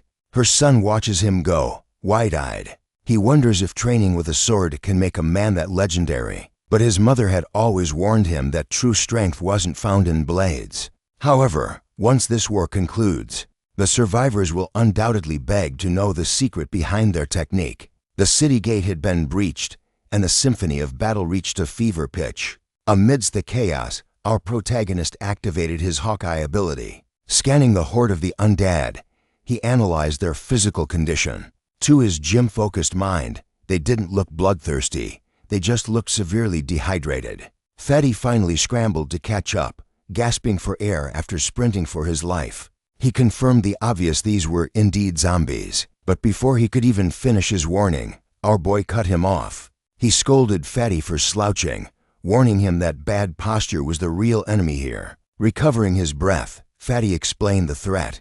These zombies were driven purely by insatiable hunger, possessing zero intelligence. They were nothing but walking meat sacks. As the protagonist decimated the enemy ranks, a cold realization hit him. He would not shed a single tear for these monsters. Fatty frantically asked what Hansel planned to do against such overwhelming odds. Looking at the swarm pouring through the gate, our boy decided on a simple strategy. He would push them back using only the divine strength of his pectoral muscles. Fatty stared at him in disbelief, his face twisting with skepticism at such an insane idea. The protagonist narrowed his eyes, sensing the lack of faith. Terrified, Fatty immediately backpedaled and declared it the greatest plan he had ever heard. Satisfied with the praise, the protagonist's mood lifted. Fatty then requested permission to command the battlefield, and Hansel granted it without hesitation. Now in control, Fatty's demeanor shifted. As a creature of darkness himself, his tactical mind began to churn with malicious brilliance. He barked orders to Groups 1 and 2, commanding them to secure the perimeter and shield the terrified villagers. Groups 3 and 4 were ordered to scale the castle walls and reinforce the human soldiers. Meanwhile, Group 5 was assigned the heavy duty of assisting the protagonist. However, Fatty quickly realized the truth. A monster like Hansel didn't need any assistance at all. Against all logic, the muscle-brain strategy was actually working. But as Fatty marveled at the scene, a desperate shout rang out the gate had to be blocked. Now, the order came from the feudal lord himself. Even with the protagonist's godlike strength pushing the horde back, the open entrance remained a fatal weakness. They needed to seal the breach instantly. But the lord's assistant delivered crushing news. The gate was utterly destroyed. Despair set in. There was no material left to barricade the entrance. The situation was spiraling into a catastrophe. But Chen had foreseen this nightmare scenario. With the help of his undead allies, he was already hauling a colossal iron dumbbell toward the battlefield. The old man's eyes went wide. He instantly recognized Chen as the general's so-called incompetent student. Witnessing the sheer scale of that weight, the feudal lord's assistant was flabbergasted. How could they possibly move such a massive object? Even our protagonist was taken aback by the sight. His subordinates marched forward, with Chen leading the charge to save them all. Yet, the iron giant was too heavy even for the undead. Under the crushing load, the zombies began to falter, their limits tested. Chen roared at his companions, desperately trying to ignite their fighting spirit. This was no time to quit. The zombie looked at his human leader with conflict. He loved the optimism, but if they snapped a tendon now, the injury would ruin their gains and prevent future training. It was a tragedy of fitness. With no strength left to preserve his form, the zombie collapsed, giving up halfway. Chen was devastated by his comrade's fall. To make matters worse, the full burden of the weight now crashed onto Chen's shoulders alone. His stamina drained rapidly. Darkness encroached on his vision until, suddenly, the world snapped back into sharp focus. He couldn't believe he was still standing under the weight. But he wasn't doing it alone. Someone had stepped in. Fatty had activated his gravity magic to lighten the load. He screamed for Group 5 to assist Chen, ordering them to haul the iron blockade to the gate immediately. Chen gritted his teeth, pouring every ounce of his soul into this final push. Supported by his fellow zombies, the squad inched forward, finally closing the distance to the protagonist. Veins bulging and muscles screaming, they drew closer. The protagonist stood his ground, waiting with the patience of a stone statue. The tension was suffocating. Just as their bodies reached the breaking point, the grueling march finally ended. With a thunderous crash, they sealed the castle entrance with the massive dumbbell. The team stood victorious, drenched in the holy sweat of exertion. The lead zombie had become such an absolute Chad that the illustrator actually decided to draw him. A nose for the first time. Our protagonist surveyed the work, impressed. He noticed they had lifted with perfect form, careful to protect their joints from injury. He showered them with praise. The squad celebrated, flexing their glistening, sweaty bodies in a moment of pure triumph. Even Fatty joined the festivities. Phase 1 of the grand strategy was officially complete. The transport team earned a well-deserved rest. Now, everyone except Groups 1 and 2 had to focus on repelling the zombies still trying to claw their way in. The protagonist's allies scrambled up the stairs, taking their defensive positions along the ramparts. They stood ready to support their leader. Channeling the raw power of their muscles, they began to shove the enemy back. One zombie hesitated, unsure of his form. Hansel barked a correction, focused the mind on the pectoral muscles. Heeding the master's advice, they began performing absurdly intense contractions, holding the line against the starving horde. The chaotic melee forced everyone into tight quarters, but this close proximity placed Hansel's allies in grave danger. The feudal lord's assistant screamed a desperate warning. They must avoid a bite at all costs, or the zombie virus would consume them too. But fate has a twisted sense of humor. In that very instant, one of Hansel's zombie allies suffered a vicious bite. The infection rampaged through his undead veins. His jaw snapped shut with a bone-chilling crack as agony took hold. A blood-curdling scream pierced the battlefield din. Suddenly, his comrades slapped him with a harsh reprimand. Why was he acting infected when they were already walking corpses? The feudal lord's assistant froze, utterly baffled by this absurdity. She could not comprehend the logic of these creatures. But for Hansel's squad, this battlefield was just a playground. However, playtime was over. The enemy horde advanced again, targeting the one thing Hansel prized most: his sculpted muscles. A cursed beast lunged, sinking its fangs into his flesh. Crack. The creature's teeth shattered against his iron-hard skin like glass hitting a rock. Hansel's expression darkened. He had zero tolerance for such inanimate disrespect. With a single, devastating blow, he obliterated the beast for daring to stain his pecs. Observing from the shadows, Coringa felt a bead of cold sweat trickle down. Who were these interlopers? A human boy commanding monsters to save humans. The logic of it completely escaped him. This was an anomaly, a variable that defied all calculation. Coringa regained his icy composure. He signaled his minions to swarm Hansel, executing a ruthless plan to infect the leader. The squad members fought with renewed fury, burning with a desire to avenge their fallen comrades. The slender fighter and the massive brute formed an impenetrable wall. Together, they halted the enemy charge in its tracks. High above in the tower, the feudal lord emerged. He ordered his assistant to open the way, shouting down to Hansel from the window. His finger stabbed through the air, pointing straight at Coringa. There. That man is the root of this nightmare. But Hansel was drowning in a sea of rotting flesh. The swarm was too thick to see the target. Charge in a straight line. The Lord roared, "Find the one with blue hair." Hansel locked those instructions into his mind. He glanced back at his undead allies. "Can you hold them?" A zombie gave a thumbs up. The path to glory was open. Leading with his massive pectorals, Hansel became a living battering ram. He plowed through the cursed horde like a runaway train. The feudal lord watched, jaw-dropping in awe. It was a miracle. Hansel was clearing the entire battlefield single-handedly. Unbelievable.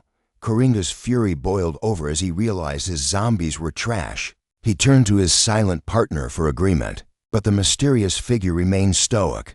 Not a single word escaped his lips. Coringa had hoped to stay on the sidelines, but Hansel's overwhelming power forced his hand. He strode toward the young hero. Hansel locked eyes with the blue-haired villain.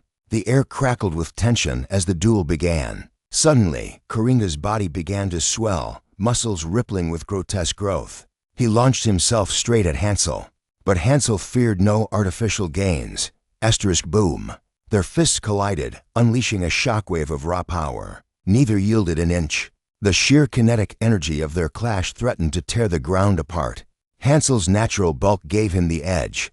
Gritting his teeth, Coringa demanded, "Why does a monster like you fight for weak humans?" Hansel's eyes blazed. "I am protecting my disciples of iron." With a roar, he doubled his output. Coringa's confidence shattered as he felt true dominance for the first time. Hansel slammed the villain into the earth. "I will shield my people, no matter the cost." Terror flooded Coringa's veins. His strength was nothing compared to this. Hansel's hand clamped around his throat like a steel vise. Panic setting in, Coringa unleashed a desperate flurry of punches against Hansel's abs. Hansel didn't even flinch. "Is that all?" he scoffed. Now, witness the true meaning of strength. Every fiber of Hansel's being tightened in perfect unison. Maximum muscle contraction engaged. He dragged Coringa's face through the dirt like a ragdoll. The earth tore open, leaving a trench of destruction behind them. The enemy forces froze. The tide of battle had violently shifted. Meanwhile, the mindless zombies were falling to human steel. Elisa signaled her ally, her face grim. "The situation has become critical." It was time to stop playing games. She would eliminate the anomaly herself. Her disguise melted away. Dozens of gleaming blades emerged from her body. A walking arsenal of death. Flanked by her beast, She rushed to save Coringa, but the forest held one final surprise. A shadow flickered. A swordswoman emerged from the mist, blocking her path. Elisa stopped cold. Who was this new challenger? A new challenger steps onto the stage, the general's aunt, Chuva. Sparks fly as these two warrior women lock into a vicious death match. Knowing she has her hands full, Elisa barks a desperate order to the beast. Go. Hunt down Coringa immediately. The creature obeys the very master who abuses it. Blades clash. Chuva sneers. Do you really think that amateur skill can touch a master like me? But Elisa is fueled by pure, unadulterated hatred. It's more than enough to send you to hell. She spots a fatal opening in the defense. Meanwhile, atop the castle walls, Gordo unleashes his tactical genius once more. Heave. Undead hands work in unison to prep a massive siege weapon. The time has come.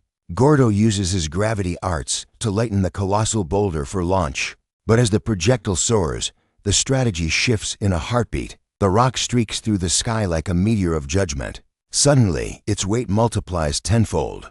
It plummets toward the enemy lines with apocalyptic force. Boom! It detonates midair. Deadly shrapnel rains down, annihilating everything below in a storm of destruction. A direct hit, but Gordo doesn't rest. Reload. He commands the zombies while ordering Team 1 to sweep the village for any remaining hostiles. Team 2, hold the line at the gate, repair the defenses and prepare for the next wave. Teams 3 and 4, push back the approaching horde. The feudal lord watches the chaos, stunned by the absolute coordination. He knows the protagonist is a powerhouse, but this, Gordo is a tactical prodigy leading an army of the dead. Music. It's as if he views the entire battlefield from the heavens. A lost legend stirs in the old lord's memory, a tale of a monster who once allied with humanity.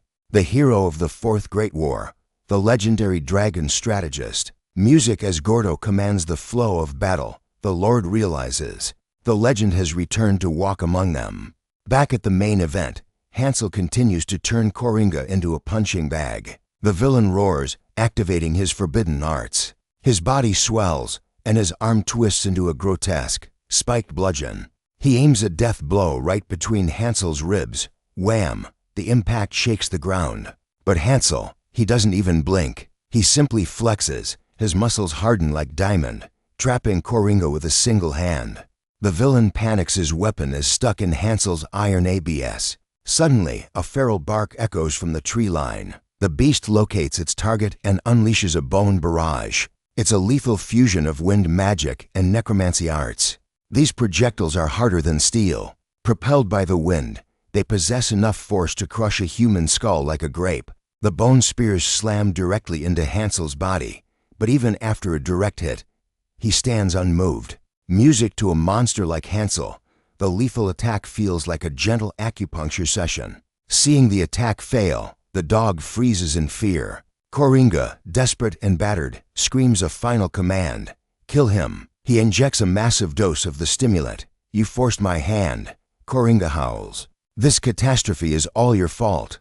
But our boy remains unmoved, no matter how strong the villain gets. The grip of a muscle god never slips. Or so he thought. Suddenly, the impossible happens. Coringa lunges, seizing Hansel by the throat. In the chaos, Hansel loses his grip as the beast's neck expands beyond reason. The villain's bulk is overwhelming. Hansel tries to grapple, but there's nothing to hold onto against such massive girth. Coringa seizes the moment. A massive fist buries itself deep into the protagonist's solar plexus. The impact launches Hansel like a rocket. Yet, mid-flight, he looks bored, zero damage taken. Coringa pursues with blinding speed. He grins, convinced the tide of battle has finally turned in his favor. He moves faster than the human eye can track. But Hansel activates his ultimate defense, absolute muscle control. He doesn't just work out, he understands the very science of destruction. Coringa gloats, I was saving this power, but since you interfered, you'll pay with your life. Hansel responds by activating his red muscle fibers.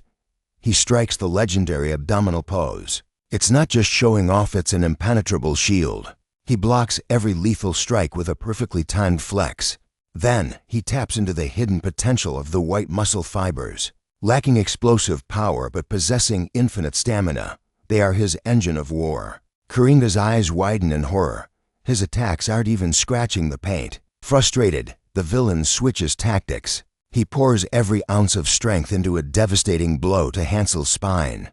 But this is exactly what Hansel wants. His strategy? Be an unmoving mountain until the enemy breaks himself against the rocks. He flexes, tanks, and waits. The battle has shifted from a brawl to a grueling duel of endurance. Victory belongs to the one with the superior tank. However, there is one fatal variable Hansel failed to calculate. Coringa's physique wasn't forged by hard work, it was a monstrous creation of chemistry. He sacrificed his humanity for raw mass, pumping his veins full of illegal juice to achieve this unnatural might. As a devastating haymaker comes flying in, our hero doesn't dodge. He strikes the legendary side chest pose. Coringa unleashes a blow meant to pulverize bones, but he's facing a wall of absolute muscle. Boom! The two titans collide again. The shockwave rattles the arena as their contest of brute strength and endurance escalates into a violent stalemate. Hansel realizes playing around will get him killed. The playful glint vanishes from his eyes. It's time to stop holding back and show this chemical freak true power. Coringa is already pushed to his limit. He's burning through every drop of that serum just to make Hansel break a sweat. And the gap in their foundation is starting to show. Pushed to the brink, Coringa can't comprehend the source of Hansel's godlike strength. Desperate to survive, he barely weaves past the protagonist's crushing grip music, his confidence shattering. Hansel decides the steroid junkie isn't worth the stamina drain. But mid-battle, his sharp eyes catch a fatal flaw in his opponent's movement. You can artificially inflate muscles, but you can't cheat the nervous system. Controlling that much mass with a laggy reaction time is a recipe for disaster. Even Hansel is struggling to adapt to his own rapidly evolving physique. The strategy is simple. Play defense and let the drug's side effects drain Coringa's energy until he collapses. Meanwhile, on the lower battlefield, the low IQ zombie is getting overwhelmed. The human fighters are suppressing the beast with a barrage of passive skills and tactical pressure. Cornered, the undead monster unleashes a primitive counter. He extends his arms and spins like a whirlwind of rot and death. The centrifugal force clears the area instantly. Fury rising, the intellectually challenged zombie roars, mocking the humans for their fragile weakness. Pretty Boy knows he can't match the monster in raw stats. However, he possesses the one legendary weapon the zombie lacks. The power of friendship. Surely, this bond is invincible. Crack.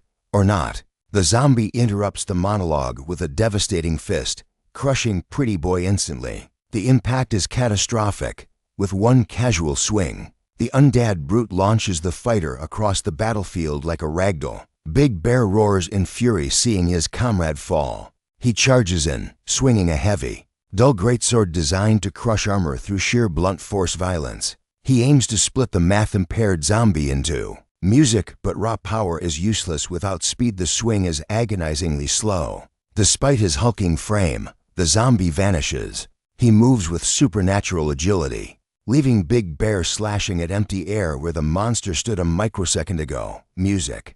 Big Bear's momentum is carrying him forward. He can't stop the blade. Disaster looms, but a miracle intervenes just before friendly fire wipes out his ally. Breathing a sigh of relief, Big Bear drops his guard. He fails to sense the looming shadow behind him. The mindless killer has already flanked him. Death is breathing down his neck. Before he can even turn to face his doom, the air explodes with a sudden impact.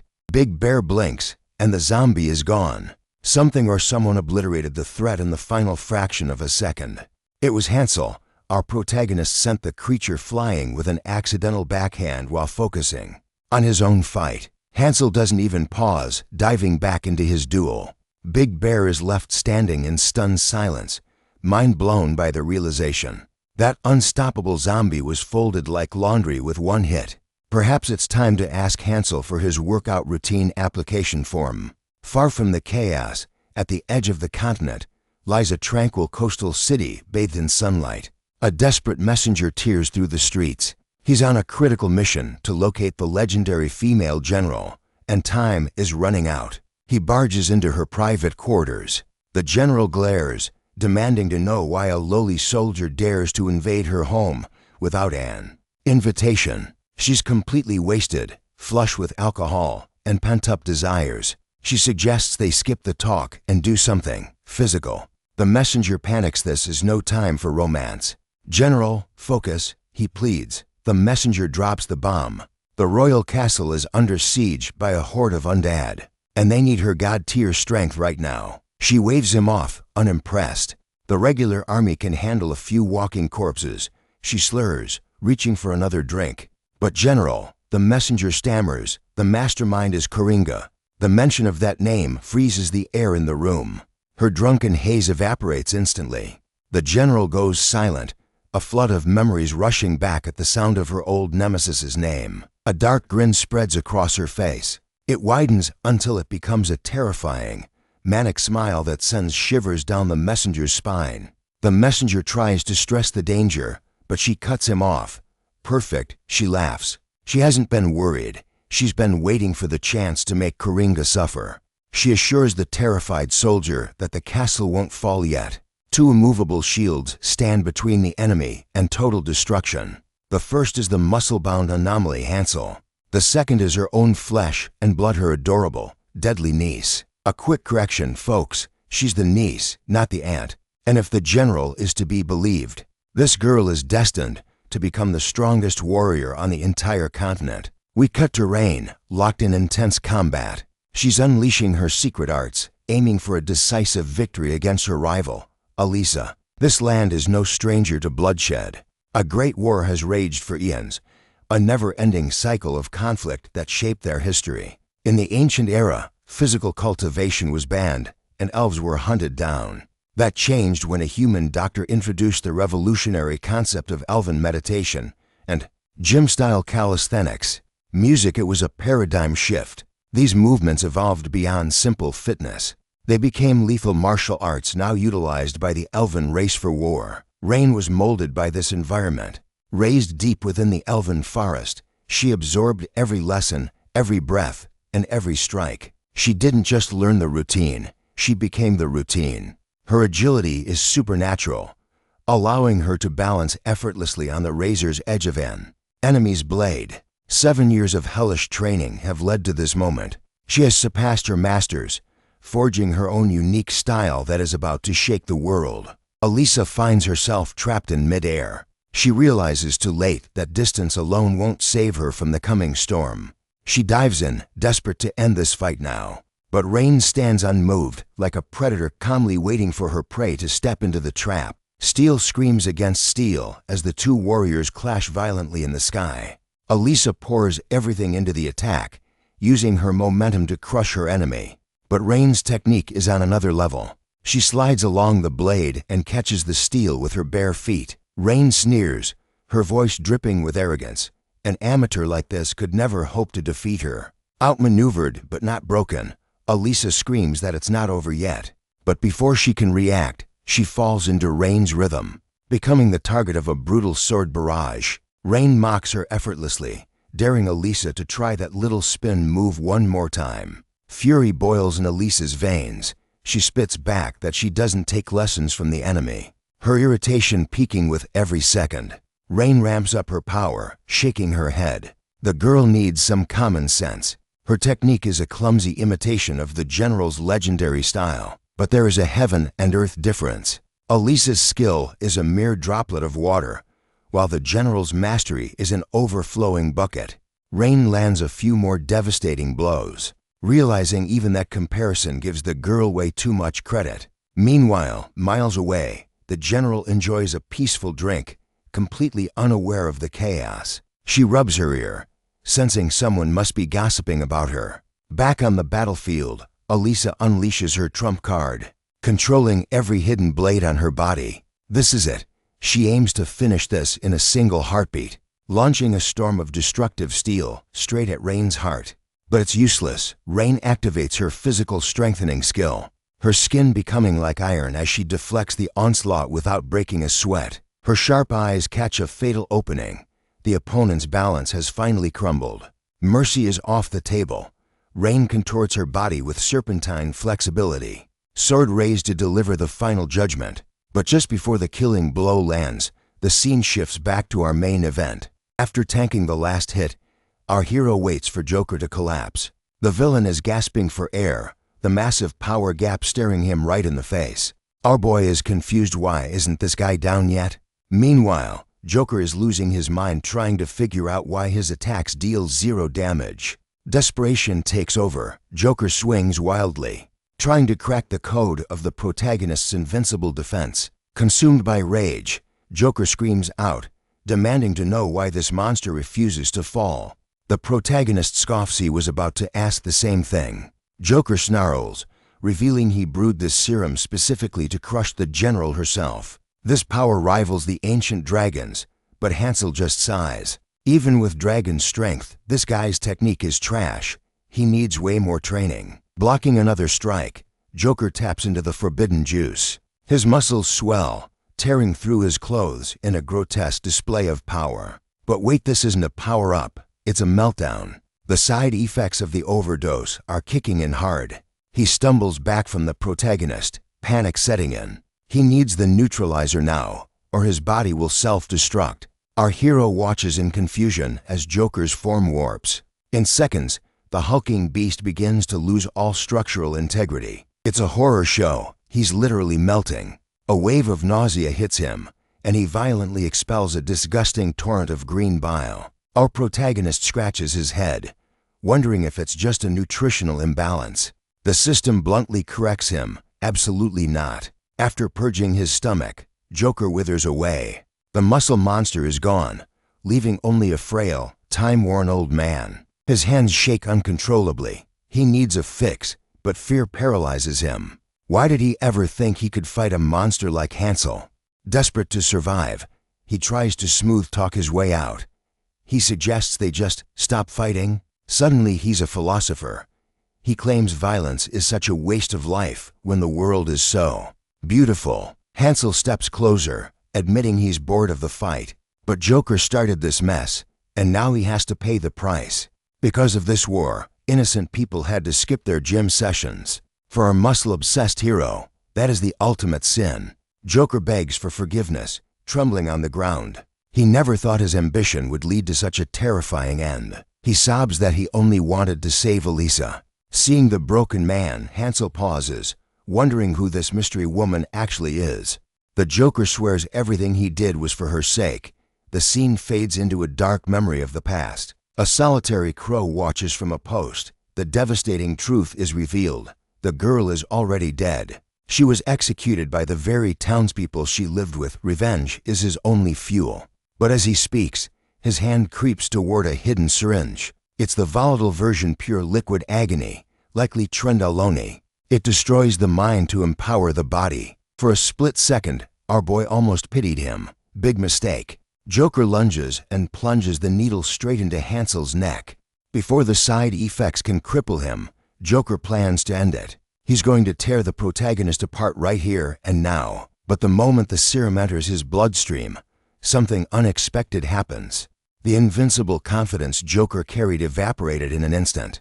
His gaze locked onto the sky, witnessing a nightmare he never deemed possible. The impossible had happened. Elisa had fallen in the forest. The narrative rewinds, plunging us into the distant past.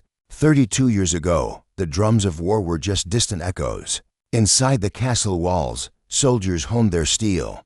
Amidst the sweat and grunts, a scholarly figure sat detached from the chaos, buried in a book. This was Joker, a mere youth of 17. He posed a question to his companion. Why was the mana in this land so scarce? His friend, clueless as ever, had no answer to the mystery. This companion was no ordinary soldier. He was the future feudal lord. Joker warned him that as the heir to the land, he ought to pay close attention to these groundbreaking discoveries. But the young lord remained laser-focused on his physical conditioning. He knew his friend well enough to realize Joker would ramble about his findings whether he listened or not. Gasping for breath during a recovery break, the young lord finally relented. He signaled that he was ready to hear this wild theory. Joker began his lecture, explaining that mana was fundamentally different from brute physical strength. It is a delicate, volatile energy. The more intense a person's emotions, the smoother and more potently the mana flows through their veins. However, their nation was bound by ironclad rules. From childhood, citizens were forced to bury their feelings and suppress their hearts. Because of this suppression, their mana remained stunted, and they could never expand the size of their spiritual cores. The young lord scoffed, claiming that magical energy was nothing but a curse for mages. Their people's identity lay in raw, physical dominance. Joker retorted that his friends sounded exactly like a politician, a stinging insult, considering how universally despised the political class was. Unfazed, the young lord suggested his friend put down the books and abandon his scholarly pursuits. It was time for action. He tossed a wooden sword toward Joker. Finding the challenge amusing, Joker agreed to a round of sparring. Within seconds, wood clashed against wood. Despite being a scholar, Joker handled the blade with surprising skill, actually pressuring the future ruler. However, the young lord was overflowing with youthful vigor and raw power. He spotted a gap in the spectacle-wearing scholar's defense. After landing a series of heavy blows, Joker lost his footing and crashed to the dirt. Victory belonged to the young lord yet again. The scoreboard now stood at 123 wins and 43 losses in his favor. As the dust settled, a formidable figure approached them. It was their instructor and the land's future general, Miss Ryan. And no joke, it felt like the storytellers had changed her name 3 times already. But her presence was undeniable. Ryan lectured Joker, insisting he sharpen his talents and build his stamina. The boy retorted that he had zero interest in the art of fencing, but the instructor assured him that one day he would be grateful for these skills. He simply needed to improve. She pointed to the young lord, who clearly thrived on every second of combat.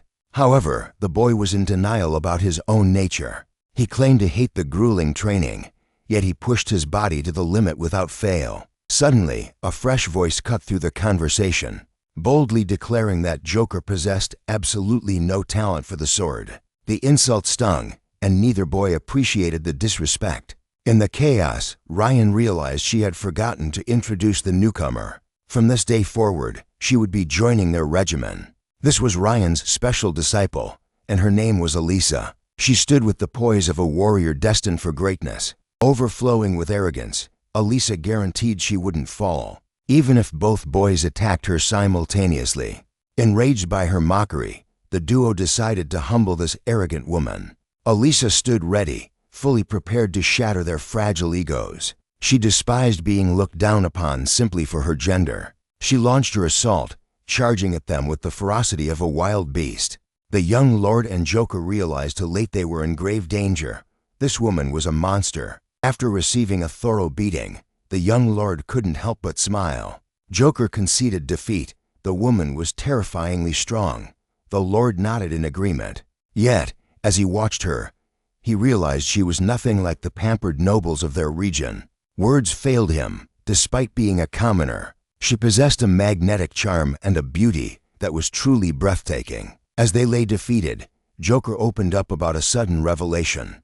He declared with absolute certainty that he would marry that girl. The young lord froze, shocked because the exact same thought had just crossed his own mind. Seeing his friend's reaction, Joker asked if something was wrong. The lord quickly covered, claiming Joker's dream was far too ambitious. After all, Elisa had made it clear that afternoon she had no interest in men weaker than herself.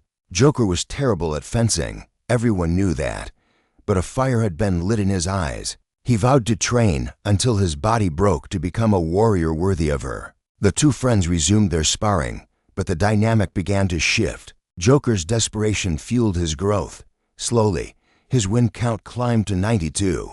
Through blood and sweat, he defied the odds. He flipped the scoreboard, establishing himself as the absolute superior fighter. Suffering defeat after defeat, the young lord was left bewildered. He couldn't understand where he had faltered, remembering the days when victory came so easily. Elisa wipes the sweat from her brow after a rigorous session. She turns to the young lord with a challenging spark in her eyes, asking if he has the stamina to spar just a little longer. But Leonardo's spirit is already broken, convinced he has been left in the dust by his peers. He averts his gaze, muttering a hollow excuse about being swamped with official regional duties. Cut to the main hall. His father's rage is boiling over. Music despite allowing the boy to train in the finest fencing arts. He still cannot defeat the other youths. Leonardo lowers his head, admitting he simply lacks the talent for the blade. But this humility only adds fuel to the fire. The patriarch remains furious. Crash. A wine glass shatters against the young man's face. The father roars in disgust, declaring he doesn't want to hear another pathetic excuse. He laments having an only son who is completely incompetent. With wine dripping down his face like blood, Leonardo can only bow and apologize to His Majesty for his existence. Later that same day, the heavens open up. A torrential downpour begins to wash over the castle grounds. Seeking refuge from his own shame, the young feudal lord decides to isolate himself in the gloom. Footsteps approach through the mud. A voice warns that the young prince will catch his death out here. But Leonardo merely whispers that he is fine, resigned to the cold. It is Elisa. She scoffs at his stubbornness, calling it utter foolishness. She cannot comprehend how he can claim to be fine while wearing such a desolate, heartbroken expression. She declares that since he clearly doesn't know how to enjoy life, she will show him. It is time for him to join Elisa on a real adventure. Wandering through the bustling city, Leonardo finds himself captivated. Her smile is a constant ray of sunshine, and he begins to wonder if she is truly this happy just because she is with him. Hope blossoms in his chest, warring with his doubt. A dangerous thought takes root. Perhaps her heart doesn't belong to Joker after all. Perhaps it beats for him. If that is true, he would be the happiest man in the entire kingdom. The following day, the atmosphere shifts at the castle training grounds. Gossip spreads like wildfire. The word on the street is that Joker confessed his love to Elisa, and she shot him down cold. The moment the news hits Leonardo's ears, his soul ignites with fresh hope. Convinced the path is now clear, he resolves to find Elisa and confirm his feelings. Fueled by youthful idealism, he rushes toward her, believing their hearts are finally in sync. His heart pounds against his ribs, overflowing with a hope so bright it is almost blinding. His desire is so consuming that he is willing to forsake his title and family just to stand by her side. But as he arrives at the house, reality prepares a cruel twist. Peering through the window, he witnesses a scene that instantly freezes his blood. His world shatters in an instant. The sting of betrayal pierces him deeper than any sword as he sees Elisa in the intimate company of another man. Pure hatred seizes his heart, turning his love into venom. He recognizes the man immediately. It is none other than Joker.